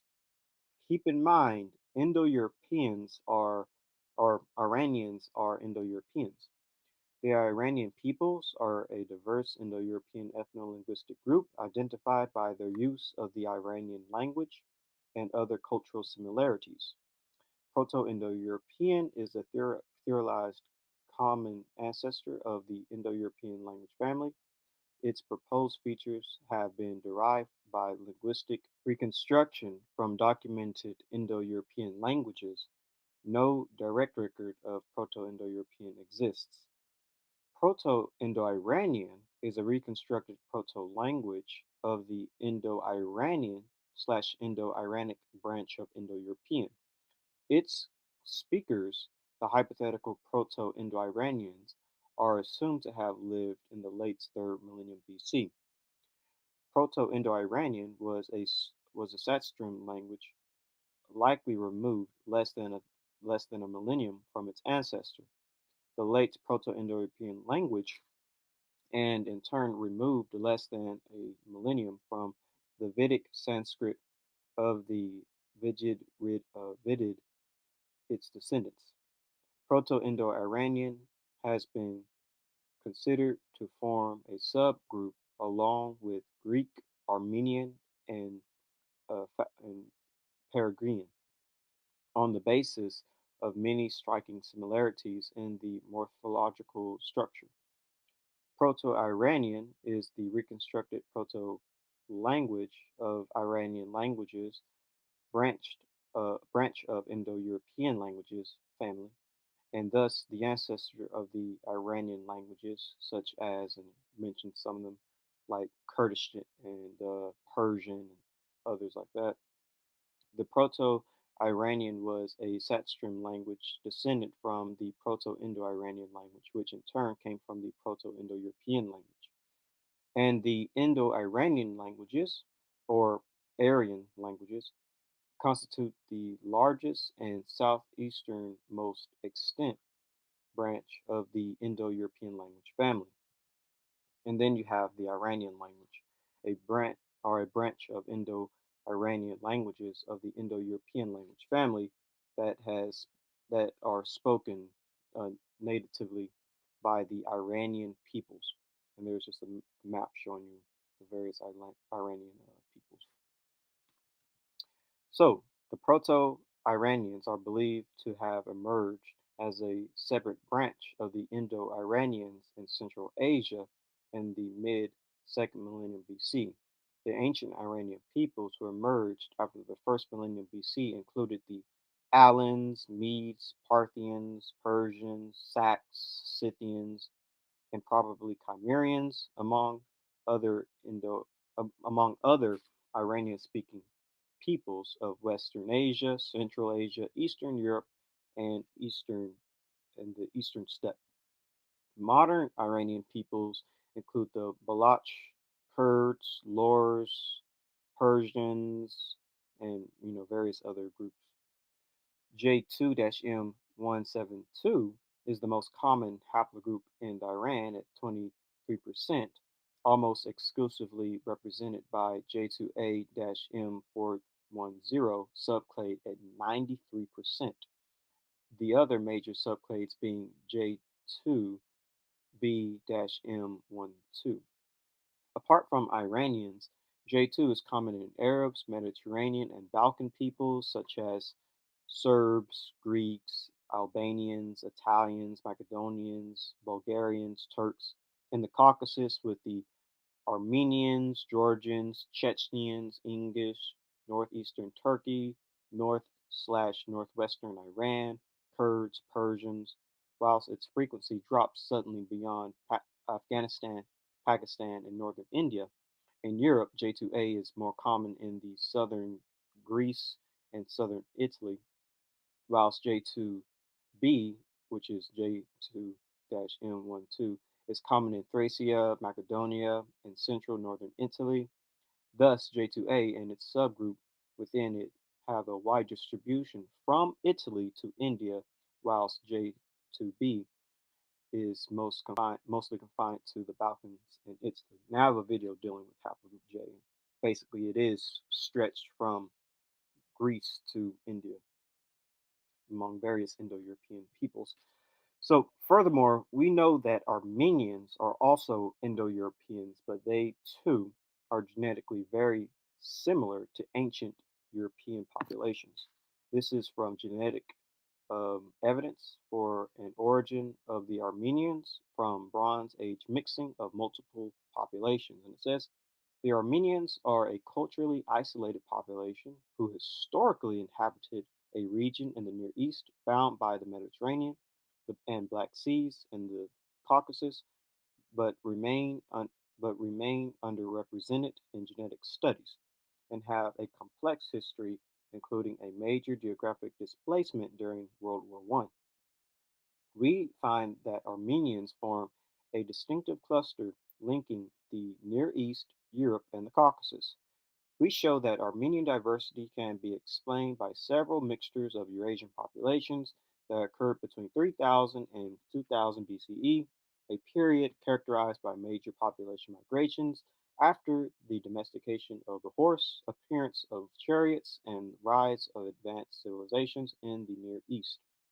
However, genetic signals of population mixture cease after 1200 BC, when Bronze Age civilizations in the Eastern Mediterranean world suddenly and violently collapsed. Armenians have since remained isolated, and genetic structure within the population developed 500 years ago when Armenia was divided between the Ottomans and the Safavid Empire in Iran. Finally, here's the key thing to hear. Finally, we show that Armenians have higher genetic affinity to Neolithic Europeans than other present-day Near Easterners, and that 29% of Armenian ancestry may originate from an ancestral population that is best represented by Neolithic Europeans. Insight into the human past comes from diverse areas, including history, archaeology, linguistics, and, interestingly, genetics. The observed patterns of present-day genetic diversity can be compared with models that include past population processes, such as migrations, divergence, and a mixture, in the best model chosen. These models often require representing ancestral populations and mostly consider present day populations as direct descendants of the ancient inhabitants of a region. However, archaeology and genetic data reveal that human history has often been shaped by regional or localized population movements that can confound simple demographic models. Ancient DNA or ADNA studies have also shown that the genetic landscape has continuously been shifting, possibly triggered by environmental and cultural transitions. Ancient DNA research is useful for understanding past demographic events. However, samples are limited and obtaining ancient DNA from warm climates remains a challenge. We have previously shown that studying genetic isolates also provides insight into human genetic variation in past demographic events. For example, by studying Jews, Druids, and Christians from the Near East, we show that the region has more genetic affinity to Europe 2,000 years ago than present. So that's very interesting. So there are Middle Eastern populations that had more genetic affinity to Europe 2,000 years ago. Very interesting. In the present study, we investigated the Armenians, a population today confined to the Caucasus, but who occupied eastern Turkey. They have their own language, their own alphabet and language, which is classified as an independent branch of the Indo-European language family. The Armenian language is a subject of interest and debate among linguists for its distinctive philological developments within Indo-European languages and for its affinity to Balkan languages such as Greek and Albanian, which I mentioned in previous videos. The historical homeland of the Armenians site north of the Fertile Crescent, a region of subsequent importance to modern human development.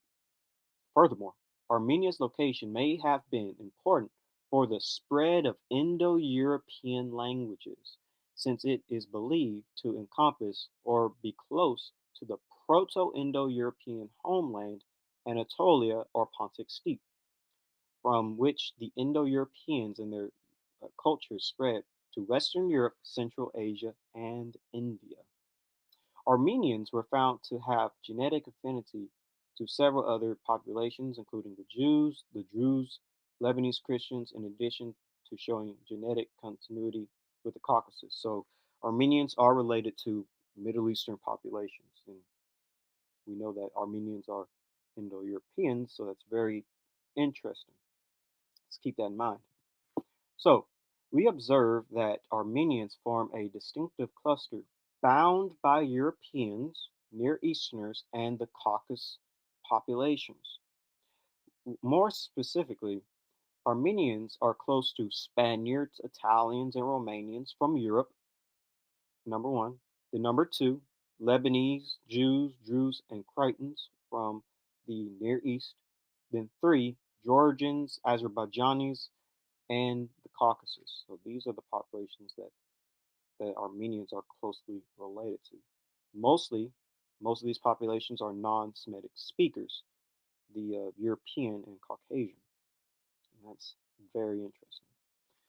The admixture between the admixture pattern in Armenians appears similar to patterns we have observed in some other genetic isolates in the region, such as Sephardic Jews and Lebanese Christians, who show limited admixture with culturally different neighboring populations in the last two millennium. Our, our tests suggest that Armenians had no significant mixture with other populations in the recent history and have thus been genetically isolated since the end of the Bronze Age 3,000 years ago. And this is exactly why Armenians are important because the fact that they haven't mixed with anyone since the Bronze Age, they are a perfect genetic isolated population that we can use to test and see, okay, how is everybody else in the Middle East? Are they connected to this population that was isolated? And how was the ancient Middle East because this population is isolated? So further, it says we find in Armenians and other genetic isolates in the Near East high shared ancestry with ancient European farmers. So genetic isolates in the Near East, like Armenians, are very high in ancient European farmers. That's interesting. With ancestry portions being similar to present day Europeans, but not to present day Near Easterners. So there is most definitely something going on here. There's some type of difference when it comes to ancient Middle Easterners and modern Middle Easterners. I'm going to read that one more time. We find in Armenians and other genetic isolates in the high Near East, high shared ancestry with ancient European farmers, with ancestry proportions being similar to present day Europeans, but not to present day Near Easterners. So Armenians are basically a European population, and there are ancient, or should I say, there are other genetic isolates in the Near East that have ancient European related ancestry, and they're no different than a present day European, even though they're in the Middle East. So further, it says in yellow, this results suggest that genetic isolates in the Near East, Cretans, an island population, Near Eastern Jews and Christians, religious isolates, and Armenians, ethno-linguistic isolates, probably retain the features of an ancient genetic landscape in the Near East that had more affinity to Europe than the present populations do. Very interesting. There, certain genetic isolates in the Middle East have far more in common with Europe and European populations than to Middle Eastern populations.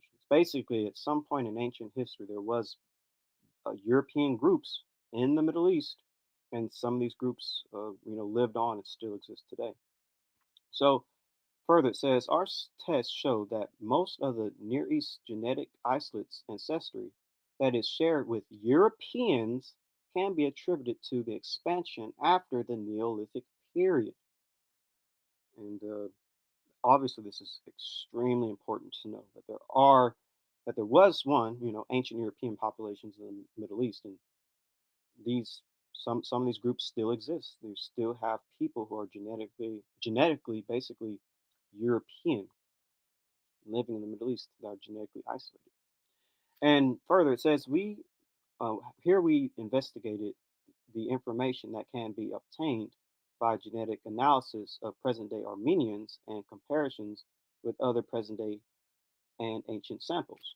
The position of the Armenians within global genetic diversity appears to mirror the geographical location of Turkey, which forms a bridge connecting Europe, the Near East, and the Caucasus. It is believed to have been the origin, ancestral route of migrating Near Eastern farmers towards Europe during the Neolithic, and has probably played a major role in the dispersal of Indo-European languages.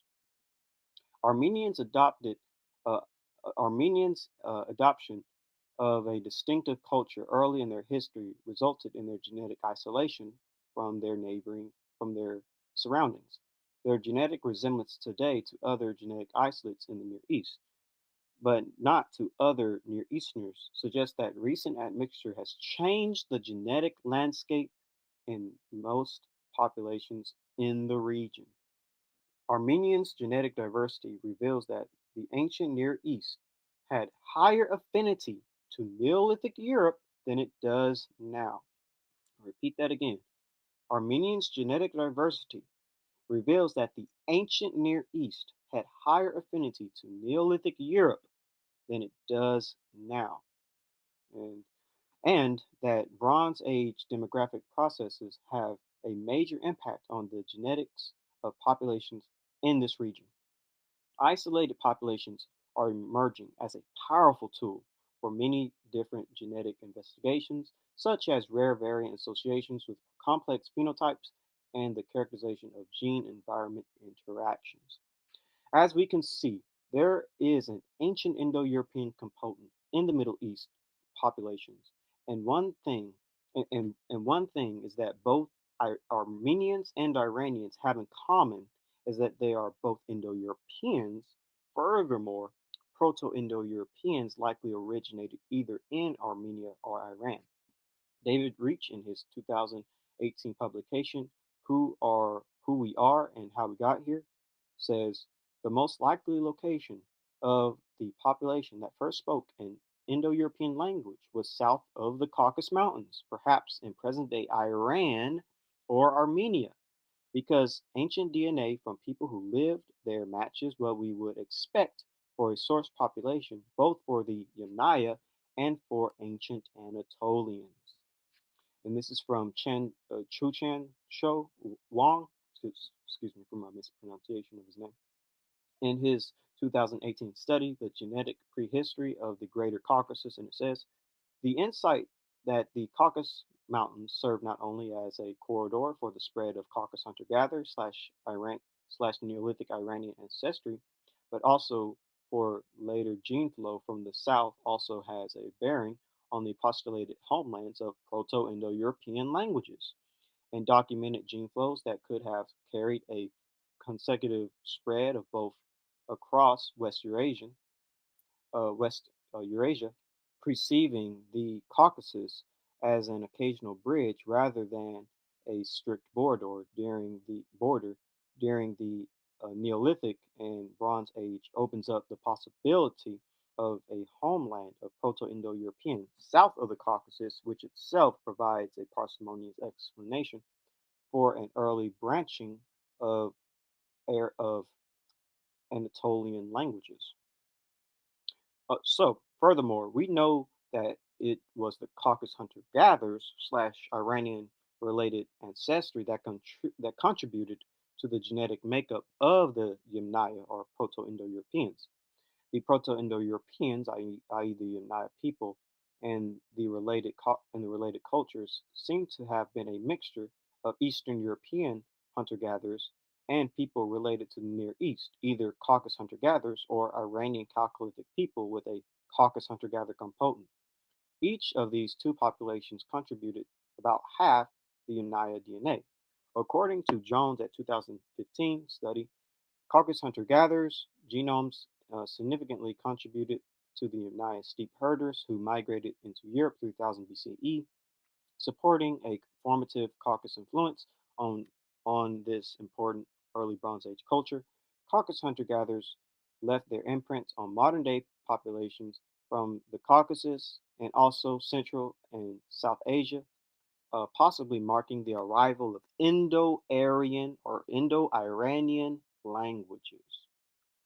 Our analysis showed that the ancient populations of the Chalcolithic Iran, Chalcolithic Armenia, Bronze Age Armenia, and Chalcolithic Anatolia were all comprised of the same ancestral components. That's from genetic insights into the origins of farming in the ancient Near East.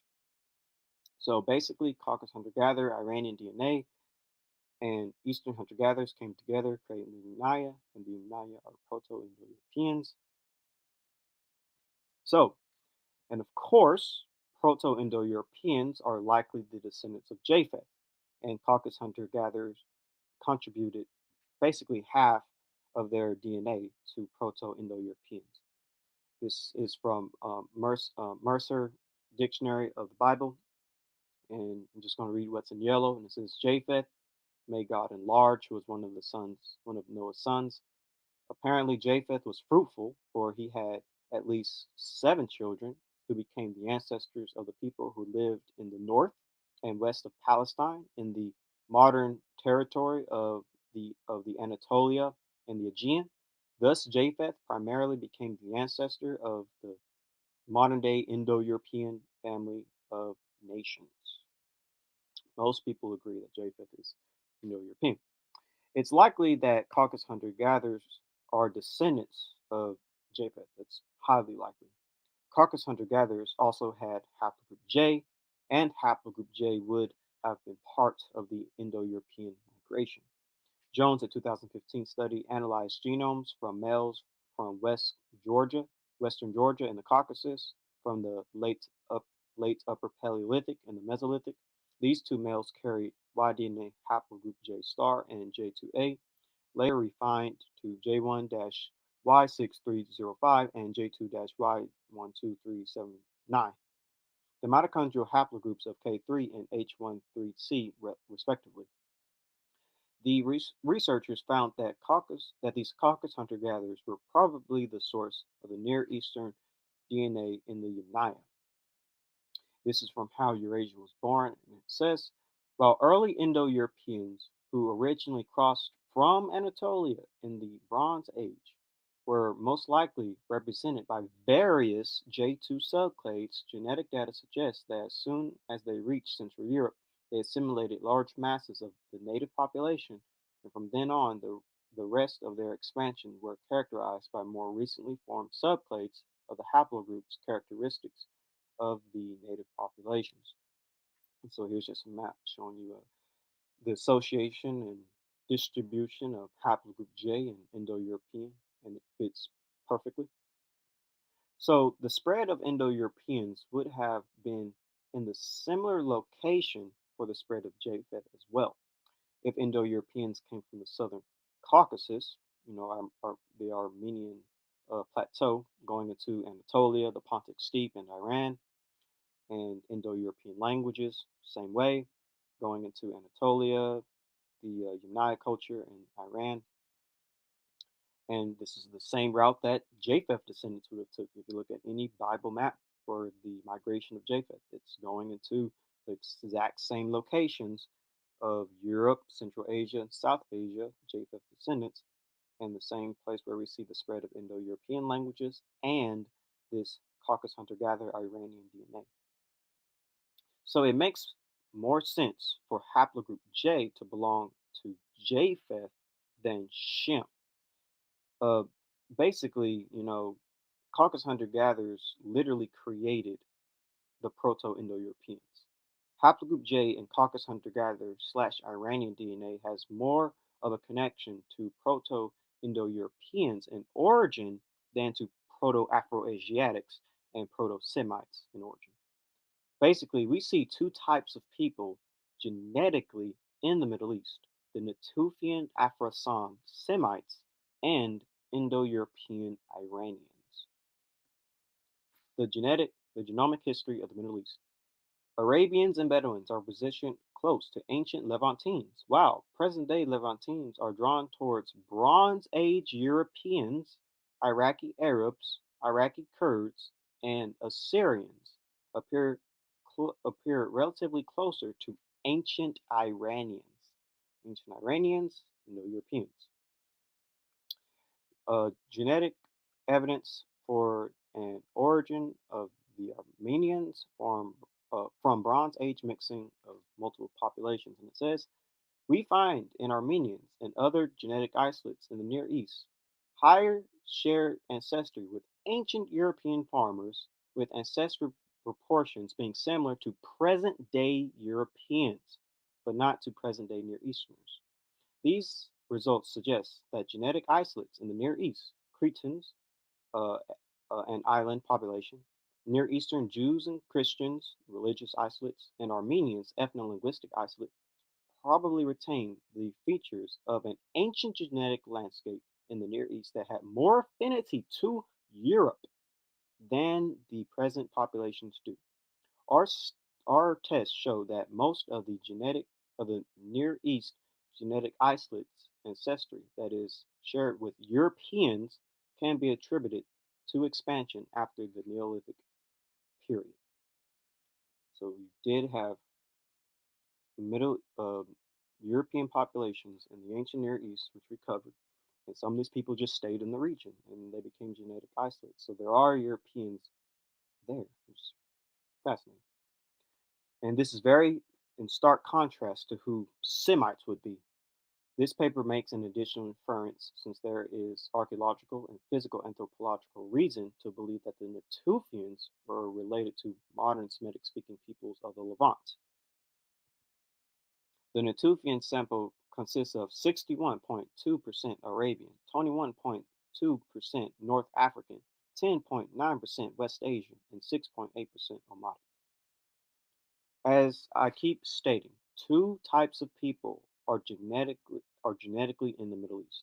You have your Natufian Afro-Sam Semites and Indo-European Iranian Caucasus hunter-gatherers. Now the question is there any evidence of Indo-Europeans in the ancient Middle East?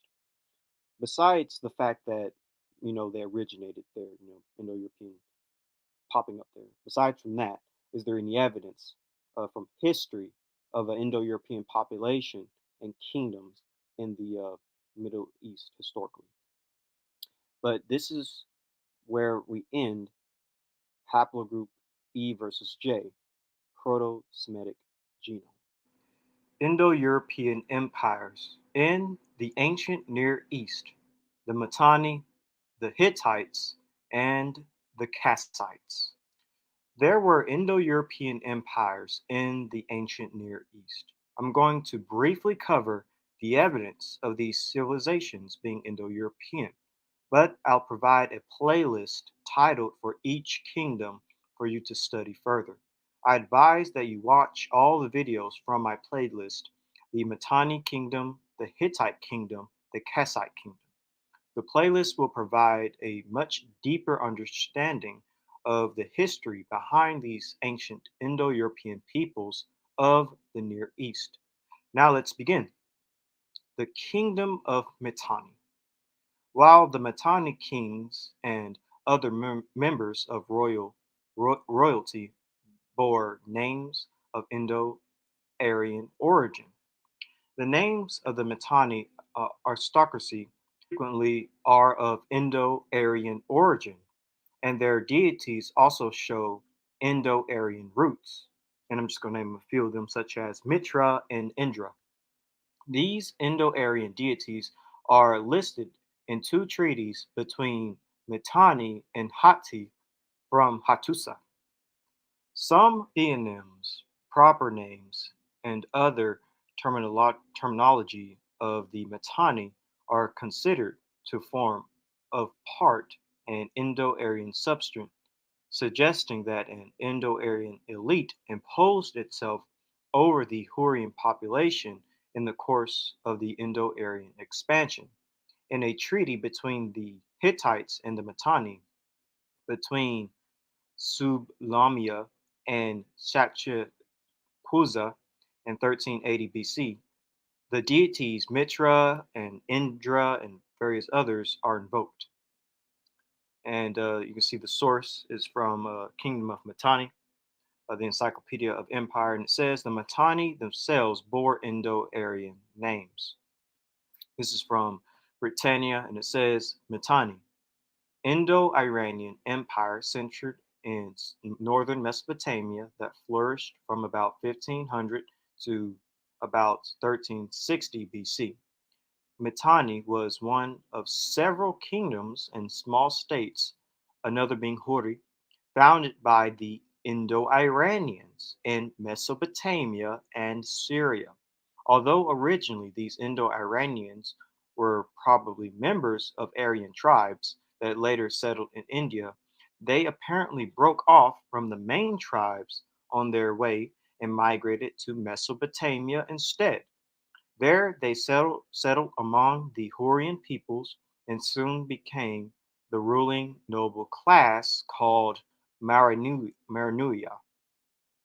And this is a paper called About the Mitanni Aryan Gods. And it says a number of Indo Aryan sounding words have been identified in the cuneiform documents of the Mitanni kingdom, which is from 15 was which was from 1500 through 1200 BCE.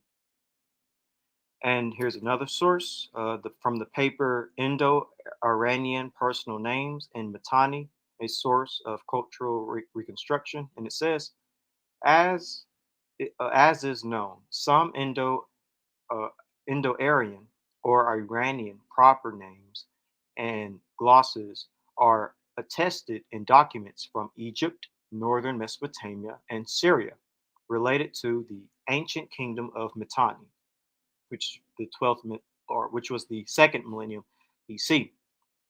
At the beginning of the 20th century, some Indo-Aryan or Iranian proper names and glosses were found in documents from Egypt, northern Mesopotamia, and Syria, mainly from the land of the Hurrian region of Mitanni. This language fossils occur in Hittite, Egyptian, and Hurrian documents concerning the kingdom of Mitanni. El Armana letters from 14th century BC, a treaty between the Hittites and Mitanni, which is 1380 BC. And here's just a map of the Mitanni Empire. And as they said, the Mitanni Empire, which is situated in northern Mesopotamia. And this is from World History Encyclopedia. And it says the Mitanni Kingdom ruled over the northern Euphrates Tigris region between 1475 BCE and 1275 BCE. The early people of the region have been variously identified as migratory Indo-Iranians or Indo-Aryans. Scholars have attempted to identify them with one or another group based on their deities' names invoked in the treaty with the Hittites, but both Indo-Aryans and Indo-Iranians, once part of the same migratory band from Central Asia, ventured gods such as Indra, Mithra, and Vernia, among others. This is a map illustrating the changing fortitudes of the Mitanni Empire, an Indo-Iranian society from northern Mesopotamia, with its heartland in the Khyber River region, that at its height in 1500 BCE extended from the Zagros Mountains in the east through Syria to the Levantine coast of the Mediterranean Sea. So the Mitanni Empire and people, specifically the ruling class and warriors, were Indo-Iranian or Indo-Aryan people. As explained before, Indo-Iranian or Aryans are Indo-European peoples, and they had an empire in the Near East, specifically in Syria and northern Mesopotamia. They likely entered the Near East from the southern Caucasus or Iran from the Yamnaya culture. So remember, Proto-Indo-European will spawn Proto-Indo-Iranian.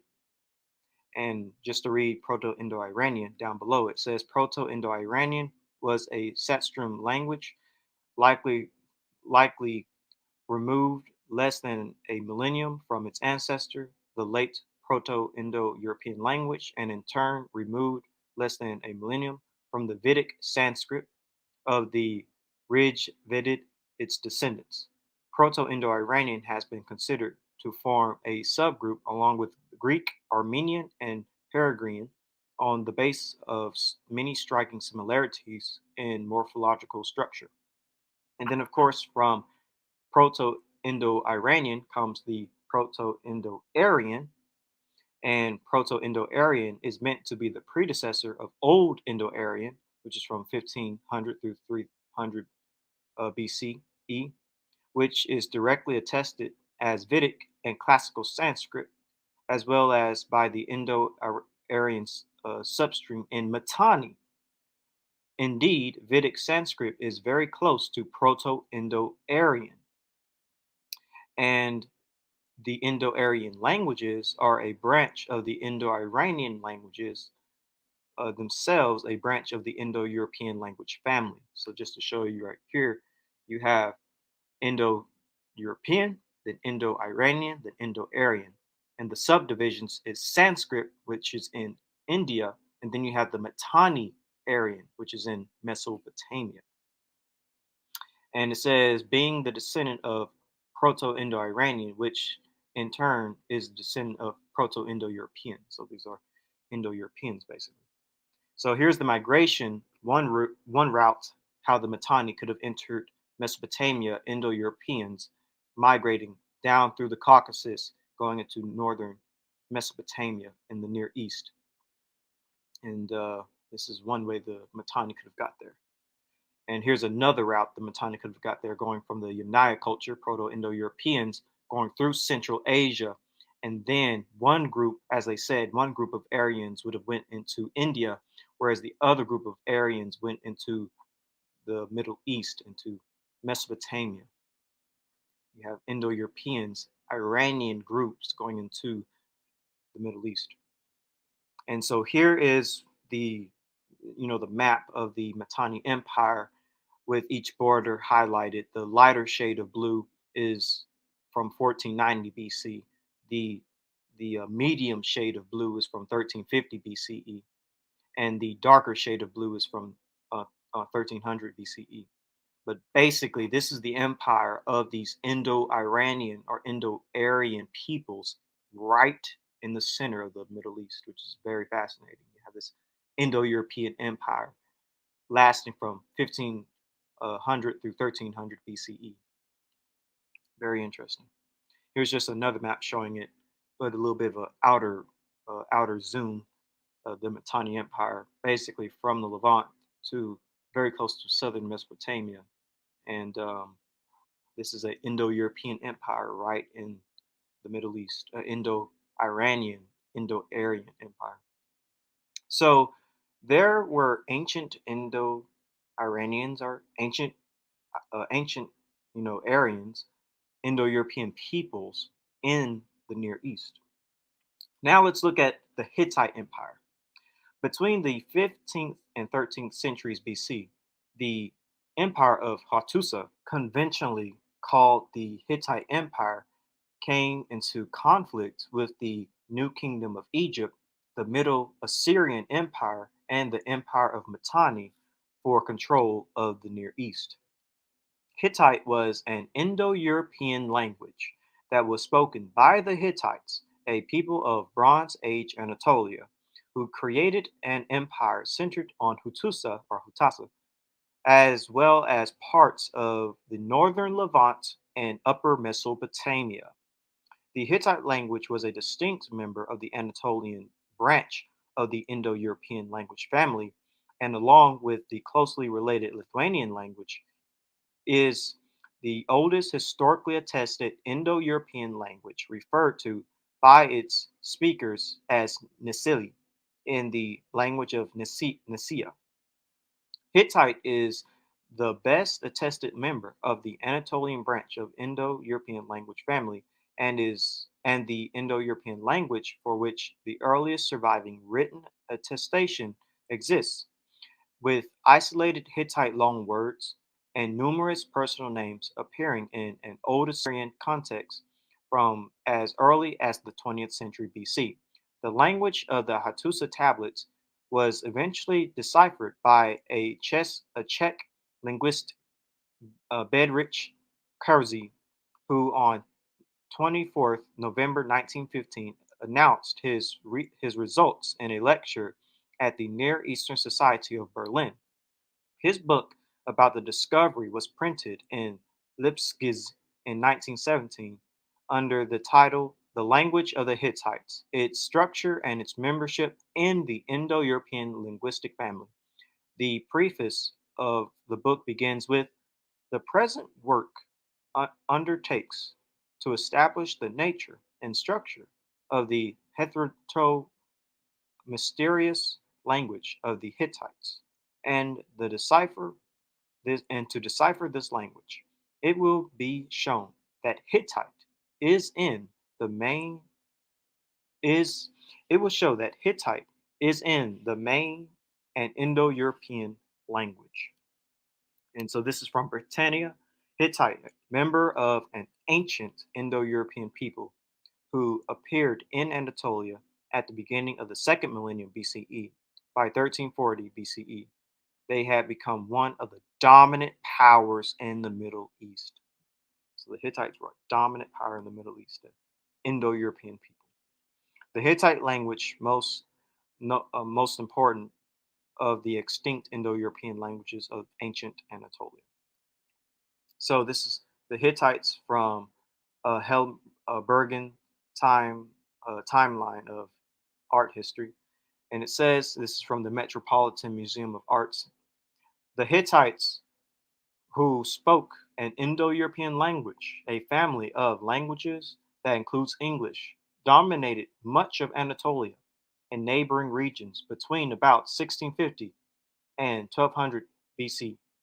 It has been suggested that groups speaking languages related to Hittite first entered Anatolia at the end of the third millennium BC, but the Hittites first arose to prominence around 1750 BC.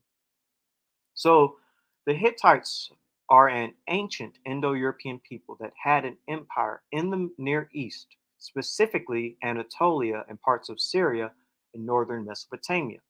The Hittites could have came to Anatolia from the Anaya culture, or they could have came from the southern Caucasus, basically one of the homelands of Proto-Indo-Europeans, which was those regions. It's highly likely they came from the southern Caucasus to me, but the Hittite language is actually one of the oldest Indo-European languages.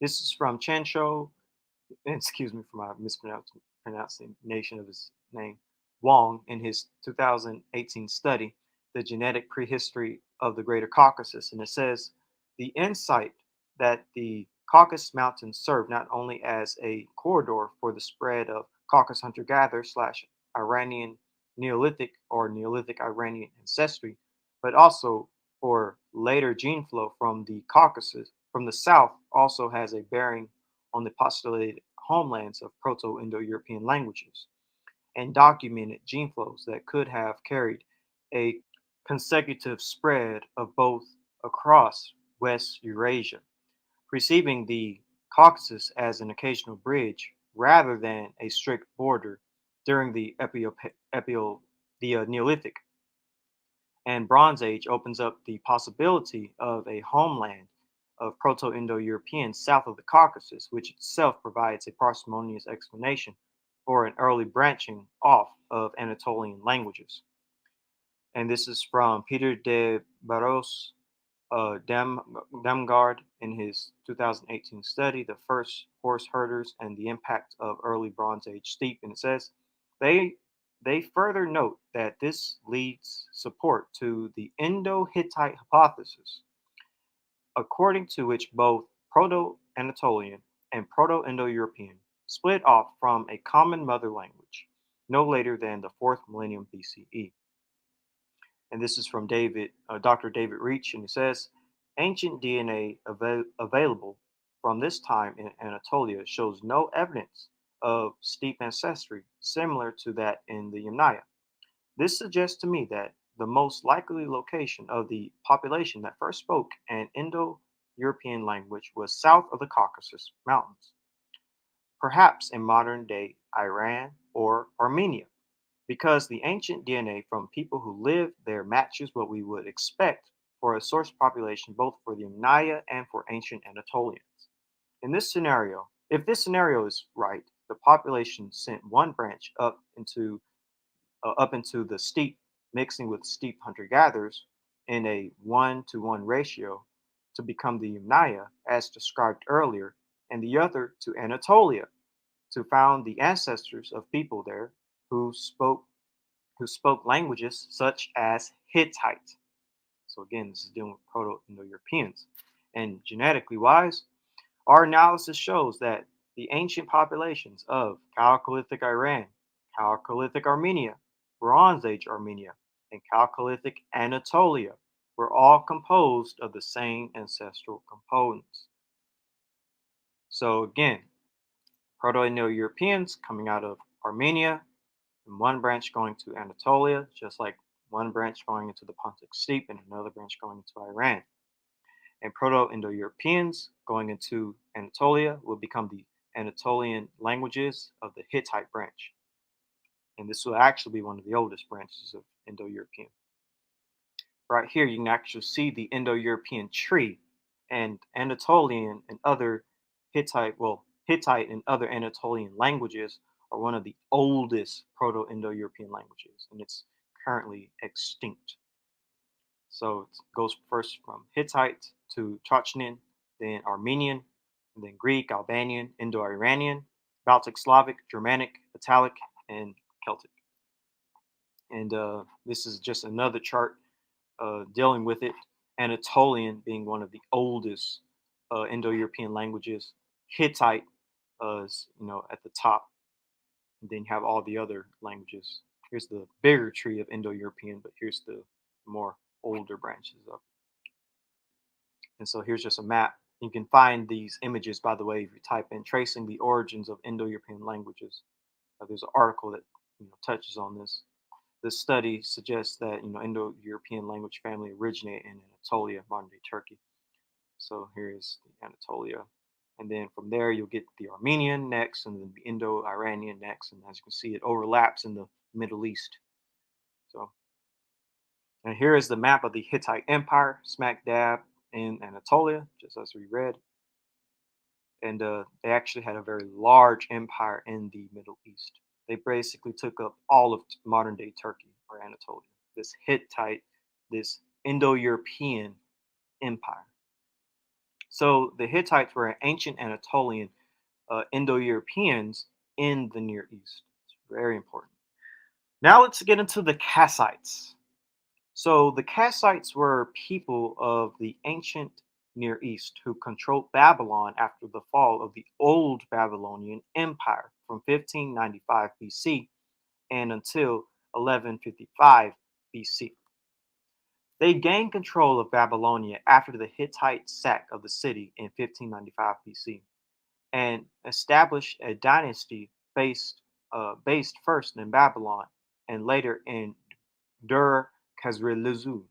The Kassites were members of a small military autocracy, but were efficient rulers and locally popular. And their 500-year reign laid an essentially groundwork for the development of subsequent Babylonian culture. The chariot and the horse, which the Kassites worship, first came into use in Babylonia at this time. The Kassite language has not been classified.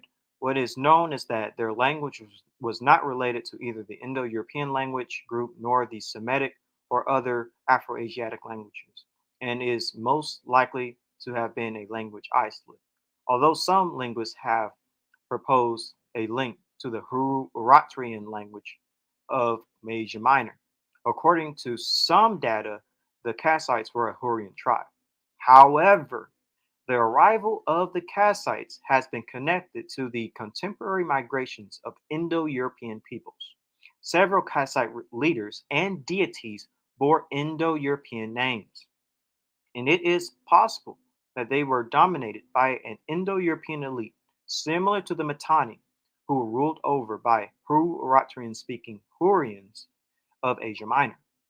So this source is from Who Are the Greeks, and it says, among the names of Kassite kings are some which appear to contain Indo-European elements, as though they belong to families which had once used Indo-European speech, but had lost it as their language official through assimilation to the people of Kassite speech, whose movements were now directing.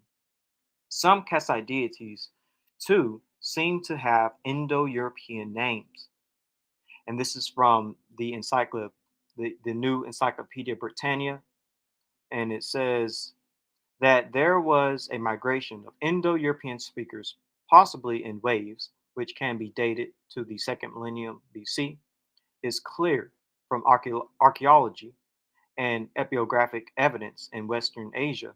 Mesopotamia witnessed the arrival in about 1760 BC of the Kassites, who introduced the horse and the chariot and bore such obviously Indo European names as, I'm just going to name some of them, like Indra and Mitra and Sanskrit. So they have like a really Iranian or Aryan type of feel to them, the Kassites. This is from the peoples of the highland vanquish cultures of the Luristan, Mitanni, and Urartu. And it says, during the second millennium, the long process began by which Indo-European peoples from the northern steppes began the Caucasus establishment themselves about West Eurasia, Iran, and northern India. Their earliest pressure perhaps drove some of the native peoples of the mountains to migrate or infiltrate and sometimes come as invaders into Mesopotamia and northern Syria, even in the third millennium. The Indo Europeans then drove their way through these people, drawing many of them in their trains as subjects or allies, and appeared themselves early in the second millennium as invaders and conquerors in the Near East. For the first half of the millennium was for the first half of the millennium, the Highland invaders were under Indo-European leadership, dominated the older peoples of the plains, most of whom were Semites. So, Indo-European migration, basically of the Near East, pushing Semites further south. So, this is from Iranian arts and architecture from Britannia, and it says much less is known about the northwest part of modern-day Iran during the second millennium BCE. but from about 1000 BCE onwards, it acquired a new importance. The southward migration of Indo-European peoples many centuries earlier, which had brought the Hittites to Anatolia and the Kassites to Babylon, was now followed by a new wave of peoples. And this is from early Vedic period from Britannia, and it says that there was a migration of Indo-European speakers, possibly in waves, dating from the second millennium BCE. It's clear from archaeology and ethnographic evidence in Western Asia. Mesopotamia witnessed the arrival about 1760 BCE of the Kassites who introduced the horse and the chariot and bore Indo-European names. A treaty from about 1400 BCE between the Hittites, who had arrived in Anatolia about the beginning of the second millennium BCE, and the Mitanni Empire invoked several deities with various, Iranian names like Indra and Mitra, and an inscription at Bog Kazoya in Anatolia of about the same date contains Indo-European technological terms pertaining to the training of horses, which suggests cultural origins in Central Asia or the southern Russian steppes. Clay tablets dating to about 1400 BCE, written in Tel Amarna in Upper Egypt in Akkadian cuneiform, mentions names of princes that are also Indo-European. And this is a book called Ancient Europe. And just to read what's in yellow, the Kassite dynasty of Mesopotamia, with Indo European names, was established early in the second millennium BC.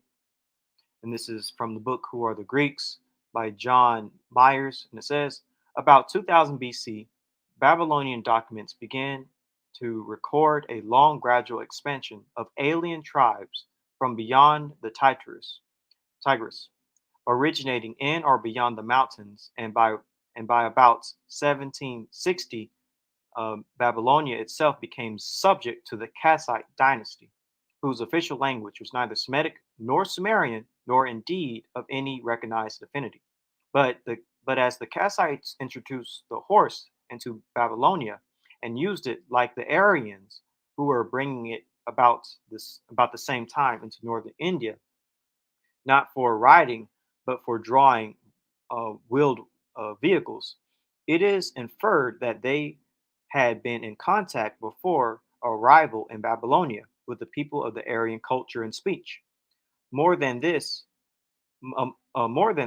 among the names of Kassite kings are some which appear to contain Indo-European elements, as though they belonged to families which had once used Indo-European speech, but had lost it as their official language, though through assimilation to the peoples of Kassite speech, whose movements they were now directing. Some Kassite deities, too, seem to have Indo European names. And this is from Britannia, Kassite people, and it says Kassite, member of an ancient people who's known primarily for establishing the second or middle Babylonian dynasty. They were believed, perhaps wrongly, to have originated in the Zagros Mountains of Iran. Chronicles and kings lists are imprecise, and although the Kassite kings traditionally ruled over Babylonia for 576 years, it is probable that the first Kassite kings reigned in Babylonia simultaneously with the last kings of the first Babylonian dynasty. This is from World History Encyclopedia titled Kassite, and it says it is thought that the Kassites originated in as tribal groups in the Zagros Mountains to the north east of Babylonia. Their leaders came to power in Babylonia or Babylon following the collapse of the ruling dynasty of the Old Babylonian period in 1595 BC. The Kassites retained power for about 400 years until 1155 BC. And here's a map of the Kassite Babylonia from 1500 BC. So the Kassites, either an Indo-European, Iranian, Aryan people, or a group known as the Hurrians, perhaps a mixture of the two, conquered and ruled Babylon after the Indo-European Hittites sacked Babylon.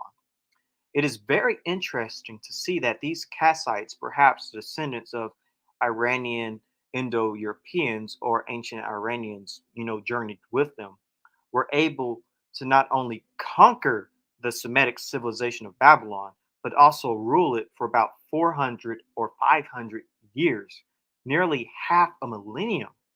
The Kassite dynasty would have been one of the oldest ruling dynasties of the ancient Near East, and it wasn't even Semitic in origin. This leads to my next point. There were Indo Europeans, specifically ancient Iranians, ruling much of the northern part of the Near East.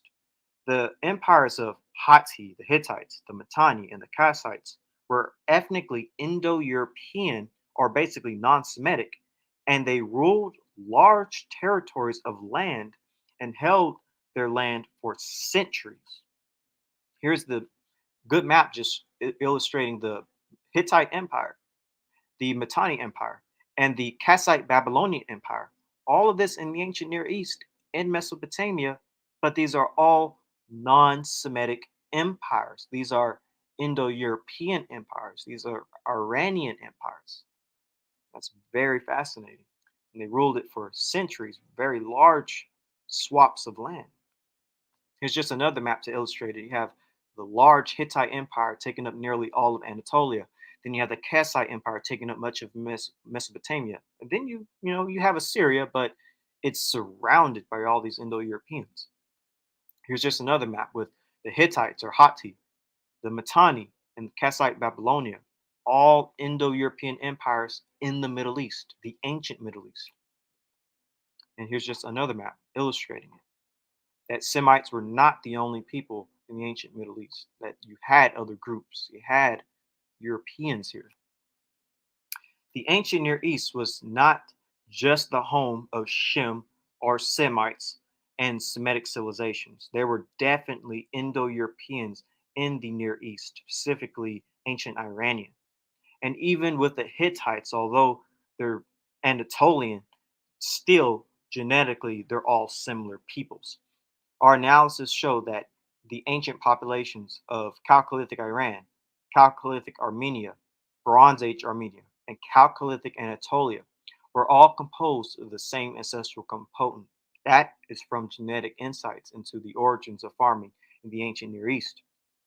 Interestingly, the fact that Indo European ancient Iranians lived in the Near East actually does fit what we find when it comes to DNA in modern Middle Easterners. This is from the genomic history of the Middle East, and it says present day Levantines are drawn towards Bronze Age Europeans.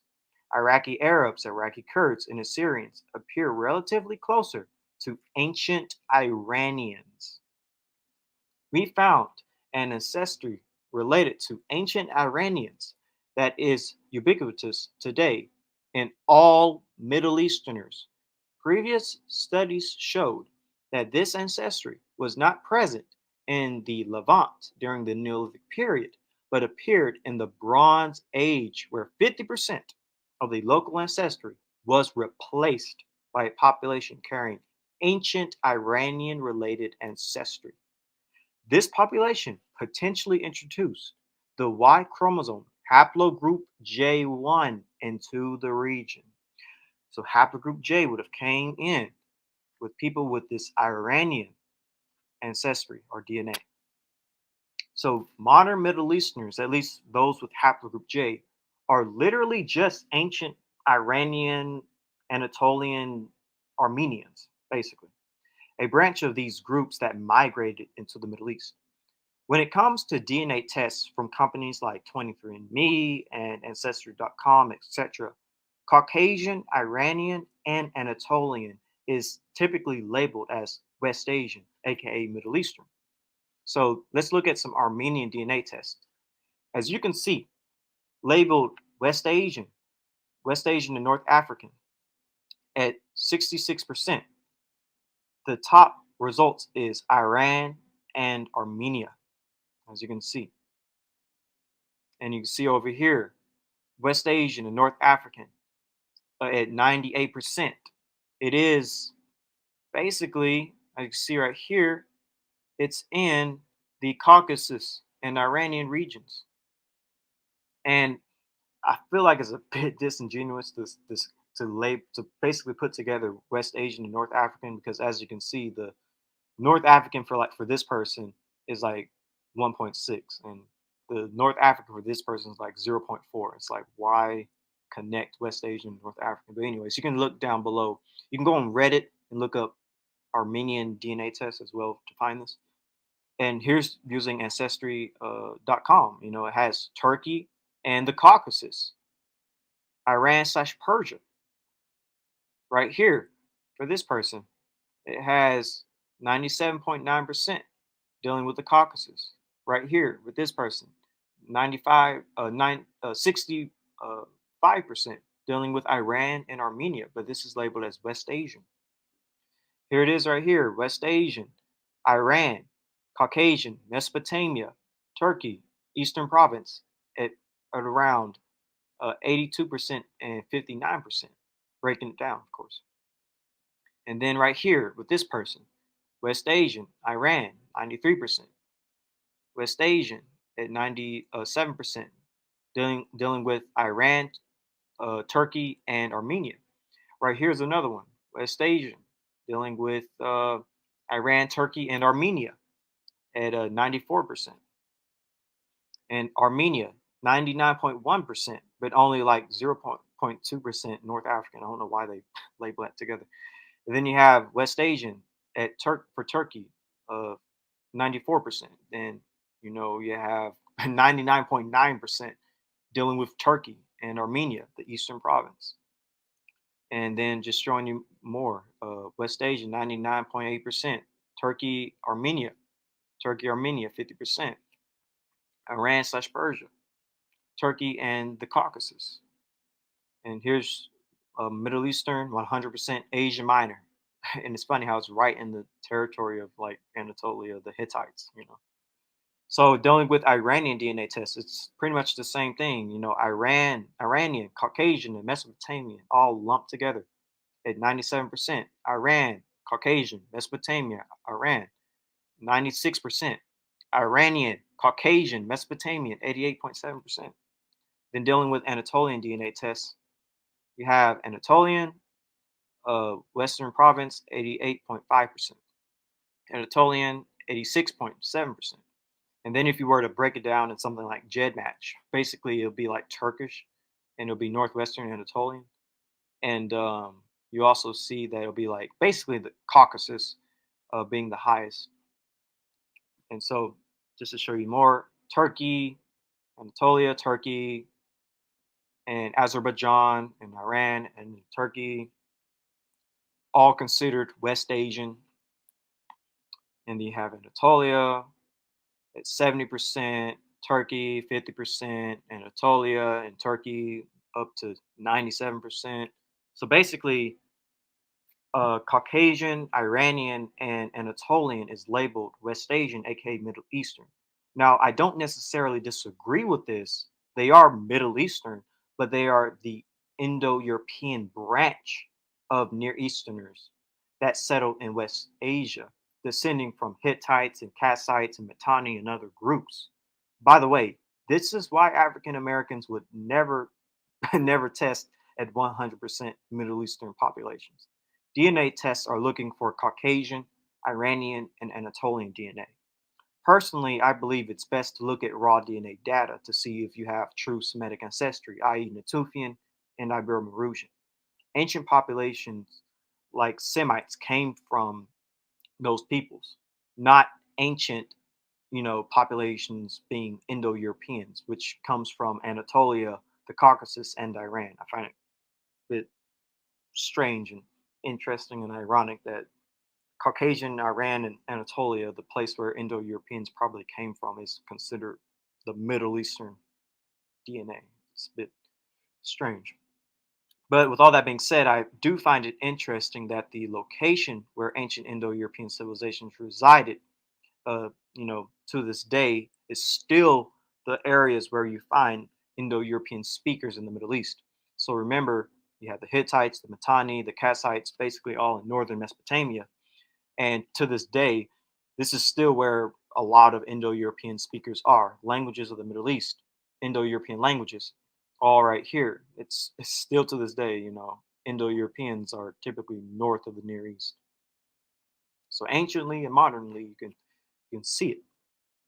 So the same area north of the Near East is also, by the way, the territory of Japheth. If you look at most biblical maps for Genesis 10, Japheth is the one who settled the northern part of the Near East. Again, the land of Shem wasn't just settled by Shem. Japheth was also there. And scriptures does allude to the fact that Japheth would dwell in the tents of Shem. Perhaps this means the land of Shem. And it says in Genesis chapter 9, verse 27, you can read various interpretations of the scripture, but it does say, may God extend Japheth's territory. May Japheth live in the tents of Shem. And it says, may God expand the territory of Japheth. May Japheth share the prosperity of Shem. May God enlarge Japheth and let him dwell in the tents of Shem. May God expand the territory of Japheth. May he dwell in the tents of Shem. So it does allude to the fact of Japheth expanding or migrating, possibly going into the land, the tents of Shem. All of this does confirm is that there was two types of people that lived in the ancient Near East. Genetically speaking, we can see this. North of the Near East, you have the Indo-European descendants of Japheth, Haplogroup J, and south of the Near East, you have the Natufian descendants of Shem, Haplogroup E. And again, from genomic history of the Middle East, Arabians and Bedouins are positioned close to ancient Levantines, while present-day Levantines are drawn towards Bronze Age Europeans. Iraqi Arabs, Iraqi Kurds, and Assyrians uh, appear relatively closer to ancient Iranians. When we substitute Levant's Neolithic with Natufians as source of ancestry in the Middle East, we found that Arabians could be successfully modeled, whereas none of the present day Levantines can be modeled as such. Model based clustering also showed that Arabians' populations have subsequently lower Anatolian Neolithic ancestry compared to modern day Levantines. So there is a very strong difference between these Middle Eastern populations. By modeling contemporary populations using ancient genomes, we identify differences between the Levant and Arabia. The Levant today has higher European/Anatolian related ancestry, while Arabia has higher African and Natufian like ancestries. We found an ancestry related to ancient Iranians that is ubiquitous today in all Middle Easterners. Previous studies showed that this ancestry was not present in the Levant during the Neolithic period, but appeared in the Bronze Age, where 50% of the local ancestry was replaced by a population carrying ancient Iranian related ancestry. This population potentially introduced the Y chromosome haplogroup J1 into the region. The haplogroup common in Natufians is E1B1B, is also frequent in our dataset with most lineages. And this is from How Eurasia Was Born, and it says, certain distribution patterns suggest that this eastward expansion of the Indo-European family occurred through northern Mesopotamia, south of the Armenian highlands, for long populated by speakers of Alderian languages, and ancient Indo-European languages, presumably populating northern Mesopotamia. Before the Akkadian conquest, lineages suggesting migrations to have occurred from Anatolia to northern Mesopotamia include subclades of J2A-M47, J2B-Y22075, J2B-Z43946, and J1-FGC6064, suggesting an Indo-European population in eastern Syria and northern Mesopotamia before the Semitic expansion. Very interesting. J markers being associated with ancient Indo-Europeans in the Middle East. And of course, it says the most plausible candidates for Semitic remigration to the Fertile Crescent with TMRCAs fitting the arrival of the Akkadians and other early Semitic peoples are certain subclades of both E-V22 and E-V12 with relatively early TMRCAs present in the Middle East could be candidates for such a remigration, such as E-FGC14382 and E-V 32662. We estimate that Semitic had an early Bronze Age origin in the Levant, followed by an expansion of Akkadian into Mesopotamia. E most definitely fits the early Semites and Akkadians.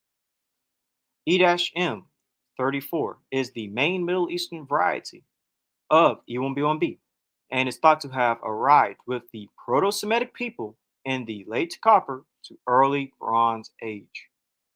So basically, Haplogroup E is Afro-Asiatic Shem, and Haplogroup J is Indo-European Japheth. Now, what's interesting about ancient Iranians being in the Middle East, obviously, this makes sense according to DNA of modern Middle Easterners, specifically with the J marker. But this also can fit phenotypically. But that's where we'll end when it comes to Indo-European empires in the ancient Near East. The phenotype of two Middle Eastern types, the Natufian Afro-Asian Semite versus the Caucasus hunter-gatherer Armenoid Iranian. So we covered before the two best locations when it comes to the origins of Semites, one being the Levant with the Natufians, and two being North Africa. Ancestral Semites would begin to appear around the Neolithic as pre-Proto-Semites, whether it's North Africa or the Levant with the Natufians. Also, both locations had haplogroup E. So here's just showing you a map of where Proto-Semites have came from when it comes to coming out of North Africa. And just to quickly read the source dealing with it. This implies that the speakers of Proto-Semitic were still dwelling in Africa in the 5th millennium BC in the Neolithic sublume, circa 5,500 through 3,500 BC, when the Sahara's climate was much wetter, so that erosion took place, as in other moist, temperate, or subtropical regions, and there was a proper system of rivers and vegetation consisting of trees with grass. A worsening of environmental conditions is indicated in North Africa circa 3500 BC, with disappearance of vegetation, a major faunal break, desertification, and desertion. This might have been the period when the speakers of Proto-Semitic passed through the Nile Delta from the west to the east and reached Western Asia, where written documents in the 3rd millennium BC perceive noticeable traces of pre-Semitic, and in Mesopotamia also of pre-Sumerian substring. Thus, from North Africa, wave after wave of Semitic migrations would have seemed to set forth. The earliest of these migrants and those who went furthest to the east were the Akkadians, who journeying along the Fertile Crescent through Palestine and Syria and crossing over into Mesopotamia, reached northern Babylonia circa 3000 BC and founded the first Semitic empire at Kish. That is from Semitic Languages, Outline of a Comparative Grammar by E. Lipsky, and dealing with the genetics of it. Genetics, history, Genetics, Egypt, and History, interpreting geographical patterns of Y chromosome variation. And it says it can be postulated that select M35 carriers, speakers from Africa of a stage of ancestral Semitic, pre-Proto-Semitic, entered the Near East. And so that's basically the North African origin.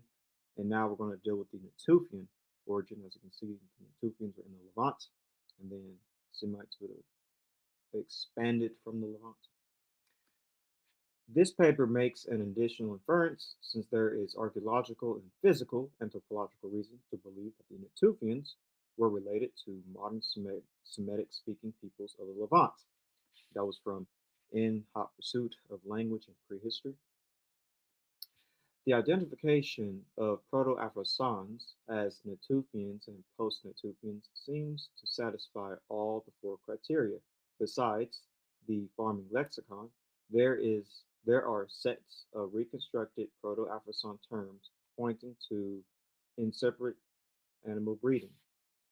Finally, the Levant appears to be an attested region from where population began to spread starting in the early Neolithic, covering not only wide tracts of southwestern Asia, but also the adjacent parts of the Mediterranean and Africa. That's from the Prehistory of a Dispersal, the Proto-Afro-Saan, Afro-Asiatic Farming Lexicon.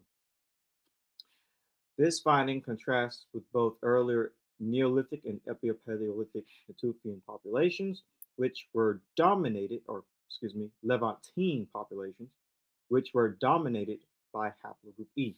And that is from ancient DNA from Chalcolithic Israel, reveals the origins or reveals the role of population mixture in cultural transformation. So, Caucasus hunter gatherers, on the other hand, were nowhere near the homelands of Haplogroup E. Caucasus hunter gatherers were in Western Asia of the Caucasus and had Haplogroup J. So here's the area where we found the remains, as I said, western part of Georgia in the Caucasus Mountains. And it says both Georgian hunter-gatherer samples were attested Georgia, to were assigned Georgia, acres belonging to the sub-haplogroup J2A. In a study exploring J haplogroups in 445 individuals from Eurasia, J2A was found at highest frequency in Georgia and Iraq. It is intriguing that both the mitochondrial and the Y chromosome haplogroups of our ancient Georgian samples have been associated with the Neolithicization of Europe. This tentatively suggests a genetic link between Georgian hunter-gatherers and early European migrants from the Near East, and that is from Upper Paleolithic genomes reveals deep roots of modern Eurasians. With that being said, what did each group look like? How different would an ancestral Semite from Neolithic North Africa and Natufians with haplogroup E look like from the Caucasus hunter-gatherers with haplogroup J?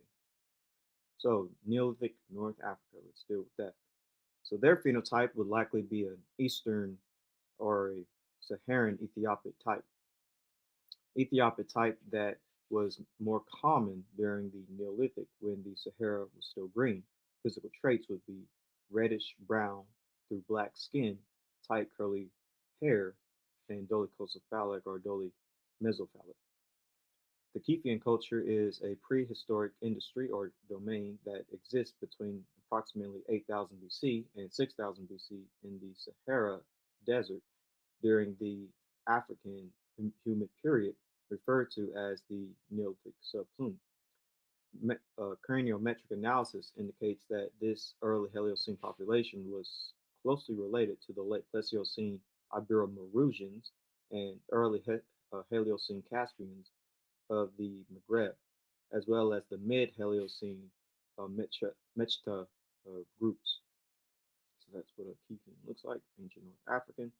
Here are Ibero-Maurusian reconstructions, and credentials is to the side if you want to find it. So basically, Neolithic North Africans were dark-skinned, dark curly-haired, and dark-eyed. Now let's deal with the Levant Natufians. So it is a further surprise that the Epio-Paleolithic Natufian of Israel, from whom the Neolithic realm was assumed to arise, has a clear link to sub-Saharan Africa.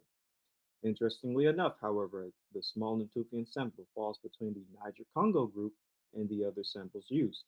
This placement suggests that there may have been a sub-Saharan African element in the makeup of the Natufians. As shown in Figure 1, the Somalis, the Egyptian Bronze Age sample from Nevada, may also have a hint of a sub-Saharan African component. Here's just a chart showing you how close Niger Congo is to Natufian. And here's another chart showing you that Natufian will fit in between Niger Congo and the prehistoric slash recent Northeast Africa. So if the late Pleistocene Natufian sample from Israel is the source from which that Neolithic spread was derived, then there was clearly a sub-Saharan African element present of almost equal importance as the late prehistoric Eurasian elements, and that is from the questionable contribution of the Neolithic and the Bronze Age to European craniofacial form. So there's basically how a Natufian would look very similar to a Ibero-Maurusian, ancient North African. So the Natufians of the Levant would have been dark-skinned, dark curly-haired, and dark-eyed. So how about a caucus hunter-gatherer? To explore further, we looked at genotypes in two pigmentation genes proposed to have been strongly selected in these ancestors of modern Europeans, namely SLC45A2 and SLC24A5. Select SNPs in the SLC45A2 and SLC24A5 genes contributed to lightening of skin and are almost fixed in modern Europeans. We found that Katos and Serbia have the ancestral version of the SLC45A2 variant, but both Caucasus hunter-gatherer have the select version of the SLC24A5 gene, encompassed by the most commonly associated haplotype C11, found in modern populations. We found it in most likely that Bichoan, Katos, and Serbia had dark hair, dark black hair, and brown eyes. And to me, I would say that the Caucasus hunter-gatherers probably had an Armenoid phenotype since this is the typical phenotype of that geographical area. Basically, they would have been short-headed and high skull type with fleshy features, a flat occiput, and hooked nose, often black-haired with light brown skin, common in the mountainous regions of Asia Minor, especially Anatolia and Armenia. And here's basically an Armenoid, how the Caucasus hunter-gatherer likely looked. So Caucasus hunter-gatherers were basically light-skinned, dark-haired, and dark-eyed. Now, what's interesting about the contrast between ancestral Semites, like the Neolithic North Africans and the Tufians, from the Caucasus hunter-gatherers is that one of these ethnic groups fits the skin tones of Shem, while the other fits the skin tone of Japheth. This is from Perkei de Rabbi Eleazar, and it says, he especially blessed Shem and his sons, black but comely, and he gave them the inhabitable earth. So Shem is black and comely. He blessed Japheth and his sons, they are entirely white, and he gave them for inheritance the deserts and its fields. These are the inheritance with which he endowed them. So Japheth is white. This is from the history of the messengers and the kings, and it says, the children of Sam, or Shem, settled in the center of the earth, which is between Set-Drama and the sea, and between Yemen and Syria. Allah made the prophets from them, revealed the books to them, made them beautiful, gave them a black complexion, luminous and free of blemish. So Shem has a black complexion. The children of Japheth settled in Safwan toward the north. They are light-skinned and very fair-skinned. So Japheth is light-skinned and fair-skinned. This is from the Persian historian Tabari. Born to Noah were Shem, whose descendants color are a black complexion with a light brownish undertone and a dark blackish brown. So Shem is black complected, light brown complected, dark blackish complected. Japheth, whose descendants are very fair skinned and olive skinned. So Japheth is fair and olive This is from Ibn Abbas.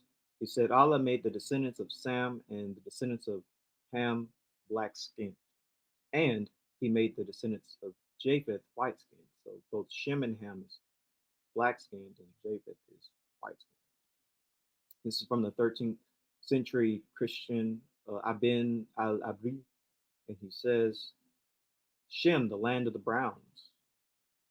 So Shem is brown. And Japheth, the land of the reds. So Japheth is red. So according to ancient Jewish, Muslim, and Christian writers, Shem's descendants are associated with dark-skinned peoples ranging from a light brown to black, whereas Japheth, on the other hand, is described as white-skinned.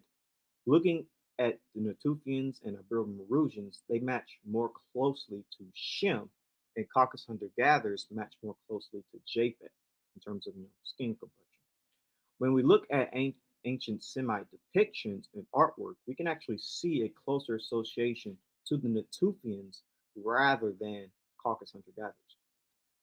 This is from Archaeology and the Sumerian Problem, and it says the brown Euro-African variety of the dolichocephalic population at Kish and other variety, the brown Mediterranean type, which is related with the West, can hardly have been anything but Semitic, for it is certain that we have to account for Mediterranean Semites from Arabia at the early date of Mesopotamia. So the Semites are connected to this brown, Euro-African brown Mediterranean type.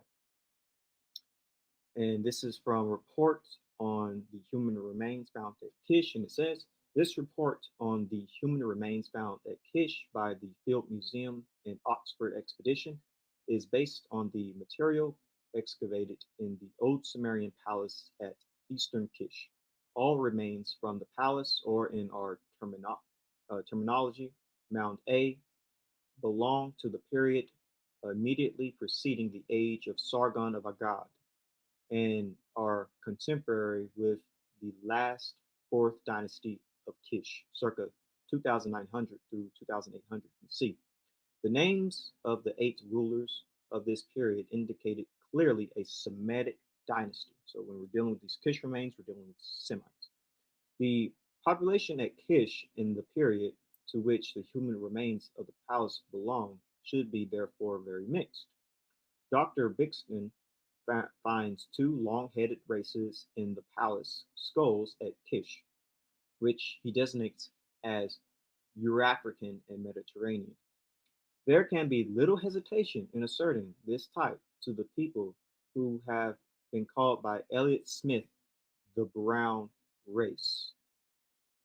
So let's deal with Elliot Smith, the brown race. So this is from a general history of Africa, and it says, particularly when we note once more that Mediterranean is not a synonym for white, Elliot Smith's brown or Mediterranean race being neither the mark. Elliot Smith classes these Proto-Egyptians as a branch of what he calls the brown race, which is the same as Sergei's brown or Euro-African race. The term brown in this context refers to skin color and is simply a euphemism for Negro. And here is Elliot Smith's book, The Ancient Egyptians and the Origin of Civilization. And it says, the Mediterranean and East African littorals into the whole peninsula of Arabia, into the shores of the Persian Gulf. In other words, Syria, Arabia, Mesopotamia, and Sumer were parts of the original domain of the brown race. The Proto-Egyptians, so I'm just going to explain what the brown race would have looked like. So the Proto-Egyptians, but there can be no doubt whatever that their dark hair was associated with dark eyes and a bronze complexion. Wall paintings and statues with black eyes and ruddy brown skin. Brown skins and irises of a black and dark brown color as the living populations of northeastern Africa, which most nearly resemble the Proto-Egyptians in stature, have a coppery brown skin color. We must look upon the old Egyptian customs of representing men of their nationality with red skin. So going back to the reports on human remains found at Kish, it says down below, these two types both belong to a group of humanity which is classified as a single race by Haitian, who, while apparently associating the brown race with the Mediterranean race, includes a further group, the Semites, of whom only one group, the Bedouin, here concerns us. So Haitian talks about this as well. So when it comes to the Euro-African, here is Haitian's description. This is from the contributions to the anthropology of Iran. It says skin, dark complexion, hair, dark, eyes, dark, head, very long, which could refer to dolichocephallic, nose, often broad, so a wide nose, pronathonism, often slight, so they had some pronathonic jaw, which means the protruding of the jaw. So this is from the passing of the great race, dealing with the Mediterranean race, and it says the Mediterranean race was first described by Sergi, who also calls it Euro-African. The Mediterranean race originated in Africa and is closely related to the Negro, both being long-skulled peoples descended from a common stock, the Euro-African. And this is going to do with Proto-Semites specifically. This is from the contributions to the anthropology of Iran, and it says, in a private conversation, he writes that the sequence is correct for Mesopotamia. As for example at Kish, where the Mediterranean Proto-Semite is under the Sumerian Alpine, he adds that the primitive Mediterranean type equals the Galas, etc., of Somaliland and Kenya colony, which in turn equal the Proto-Semites. So basically, peoples of East Africa sort of would represent a Proto-Semitic phenotype, which is kind of interesting when you think about Joktan. But anyways, so when we look at the murals in ancient Mesopotamian civilizations at places like Mari, which was an ancient Semitic state in Syria, we do see that the murals depicted of these Semites are kind of like what we just read, dark, brown-skinned people with black hair and dark eyes. And I have to the far left just an image of two people, a man and a woman, who phenotypically kind of match what we see on these murals from Mari, just a simple brown-skinned people with dark hair and dark eyes. Ancient Semites in Mesopotamia are generally, considered to be African-looking in a sense. We covered various Semitic groups in the past, and generally they have been described as, African or Negroid or Ethiopic, etc. We cover like the Joktanites, the Elamites, the Chaldeans, and and we can actually cover more in the future. I have a lot more to cover. But just to do a quick recap on these ancient Semites, the Joktanites. I'm only going to do three sources each, because by the mouth of two or three witnesses, every word be established. So let's do Joktan. Joktan, Quaktan, or Khaktan. Joktan's descendants are called Joktanites. There is an Arab tradition that Joktan was the ancestor / progenitor of all the purest Arabian tribes of central and southern Arabia. Joktan, son of Eber, and by him connected with the Hebrews and other Semitic or Shemitic families. He is believed to be the Khaktan or Joktan, to whom Arabian writers trace their purest and most ancient genealogies. There is an Arab tradition that Joktan, Khaktan, was the progenitor of all the purest tribes of central and southern Arabia. This is from the Geographical Journal, a periplus of the Persian Gulf by Arnold Wilson, and it says, the people of Dhofar are of the Khaktan tribe, the sons of Joktan, mentioned in Genesis. They are of Hamitic or African rather than Arab types. And so here is a chief from Dhofar, as you can see right here. So basically, when that guy was talking about that, this is what Joktanites look like, he's saying that they look like these guys. This image, by the way, comes from the ancient and modern inhabitants of Arabia. So here is the African presence in early Asia, and it says, the Encyclopedia Britannica gives a description of the physical qualities of the original Arabs. The inhabitants of Yemen, Hadranat, Oman, and the adjacent districts in the shape of the heat, colors, length, and slenderness of the limbs and scantiness of the hair point to an African origin. They claim descent from Khaktan. These Yemenite kings descended from Khaktan and Hamir the Dusky, a name denoting African origin. The general characteristics of the institutions of Yemen bore considerable resemblance to the neighboring ones of the Nile Valley. And this is from the nations of the southeast, is early Israel and the surrounding nations. And it says, the people of Sheba belong to the South Arabian stock. In both blood and language, they differed considerably from the Semites of the north. Physically, they bore some resemblance to the Egyptians, and it has been suggested that the Egyptians were originally immigrants from their shores. Some of them crossed the Red Sea and founded colonies in Africa in the modern Abyssinia, where they built cities and introduced the culture of their former homes. Like the Egyptians and the Babylonians, they were a literary people. Their inscriptions are still scattered thickly among the ruins of their towns, written in the letters of the alphabet, which is usually termed Phoenician. So there's a depiction of just ancient Egyptians. So here are depictions of Sabaean statues along with peoples of the Red Sea. And I would say that they match perfectly. Specifically, these are Abyssinians, and that's probably how Jokhtanites looked. Now let's just deal with Arabians in general. This is from the book called The Arabs, and it says the original inhabitants of Arabia, then, according to Sir Arthur Keith, one of the world's greatest living anthropologists, who has been a, who has made a study of the Arab skeletal remains, ancient and modern, were not the familiar Arabs of our own time, but a much more darker people, a proto-Negroid belt of mankind stretched across the ancient world from Africa to Malay, giving rise to the Hamitic peoples of Africa, to the intermediate or to the Dravidian peoples of India, and to the intermediate dark people inhabiting the Arabian Peninsula.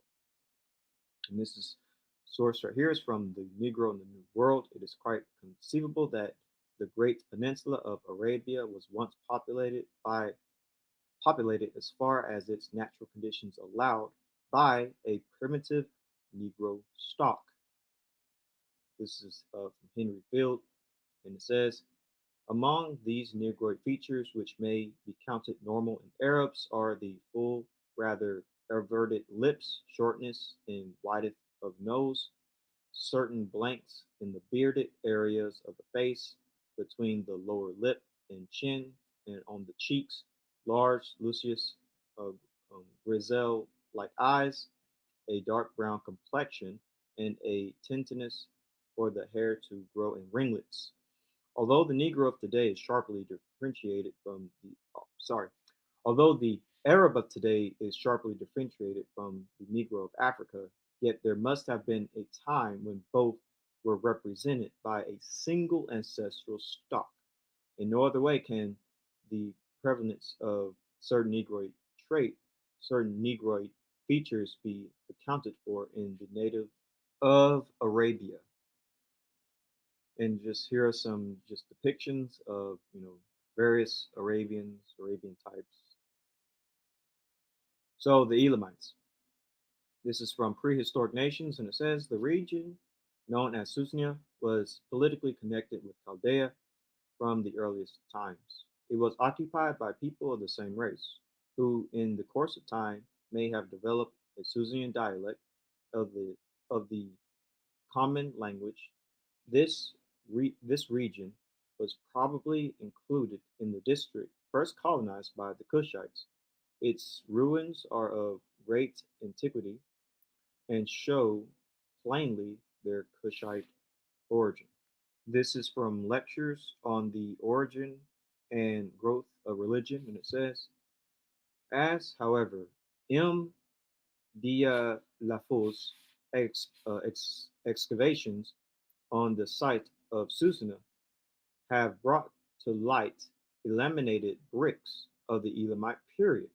on which a black race of mankind is portrayed. It may it may mean that the primitive Sumerian population of Chaldea was really black skinned.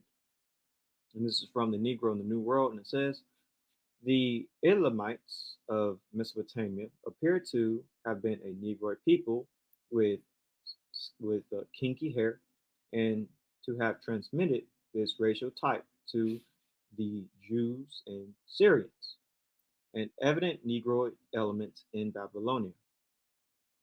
And here are just depictions of Elamites, uh, various depictions, and it's quite clear what they look like, these being a people that come from Shem, according to the scriptures. And the Syrian Arameans, let's deal with them.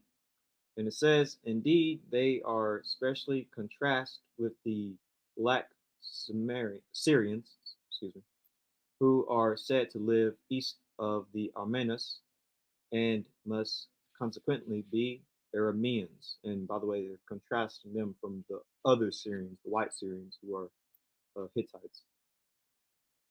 And this is from the greatest empires and civilization of the ancient world. And it says, the Cha'ab Arabs, the present predecessors of the more southern parts of Babylonia, are nearly black, and the black Syrians, of whom Strabo speaks, seem intended to represent the Babylonians.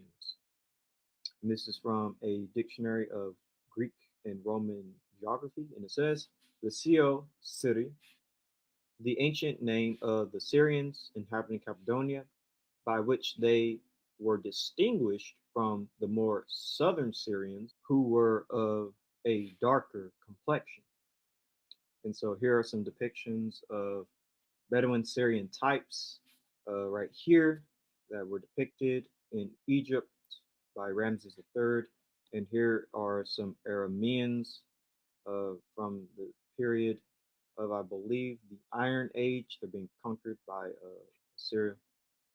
And what's interesting about these two depictions is that obviously the skin tone, but also the fact that they had these, I would say, these head wraps or head hair bands, which may indicate that these may have been the same people. But this was made by the Egyptians, and this was made by the Assyrians. So, interesting. Now with the Chaldeans, another Semitic type. This is from prehistoric nations, and it says all the best qualified investigators agree that the evidence already obtained shows conclusively the Kassite or Ethiopian origin of Chaldea. And this is from a book of the beginnings, volume 2, and it says the primitive Chaldeans and Babylonians were known to the Greeks by the names of Chaldeans and Kiphians. The Kiphians were synonymous with Ethiopians.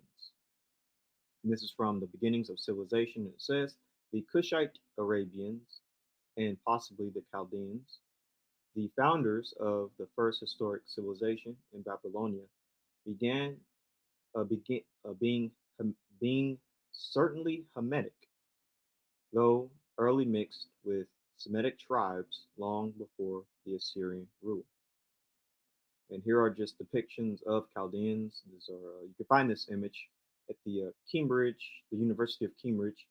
And I blocked out the name of the captives because when we get to the captives, when we get to a certain time, I'll reveal who those captives are. But to the far left of the screen are the Chaldeans.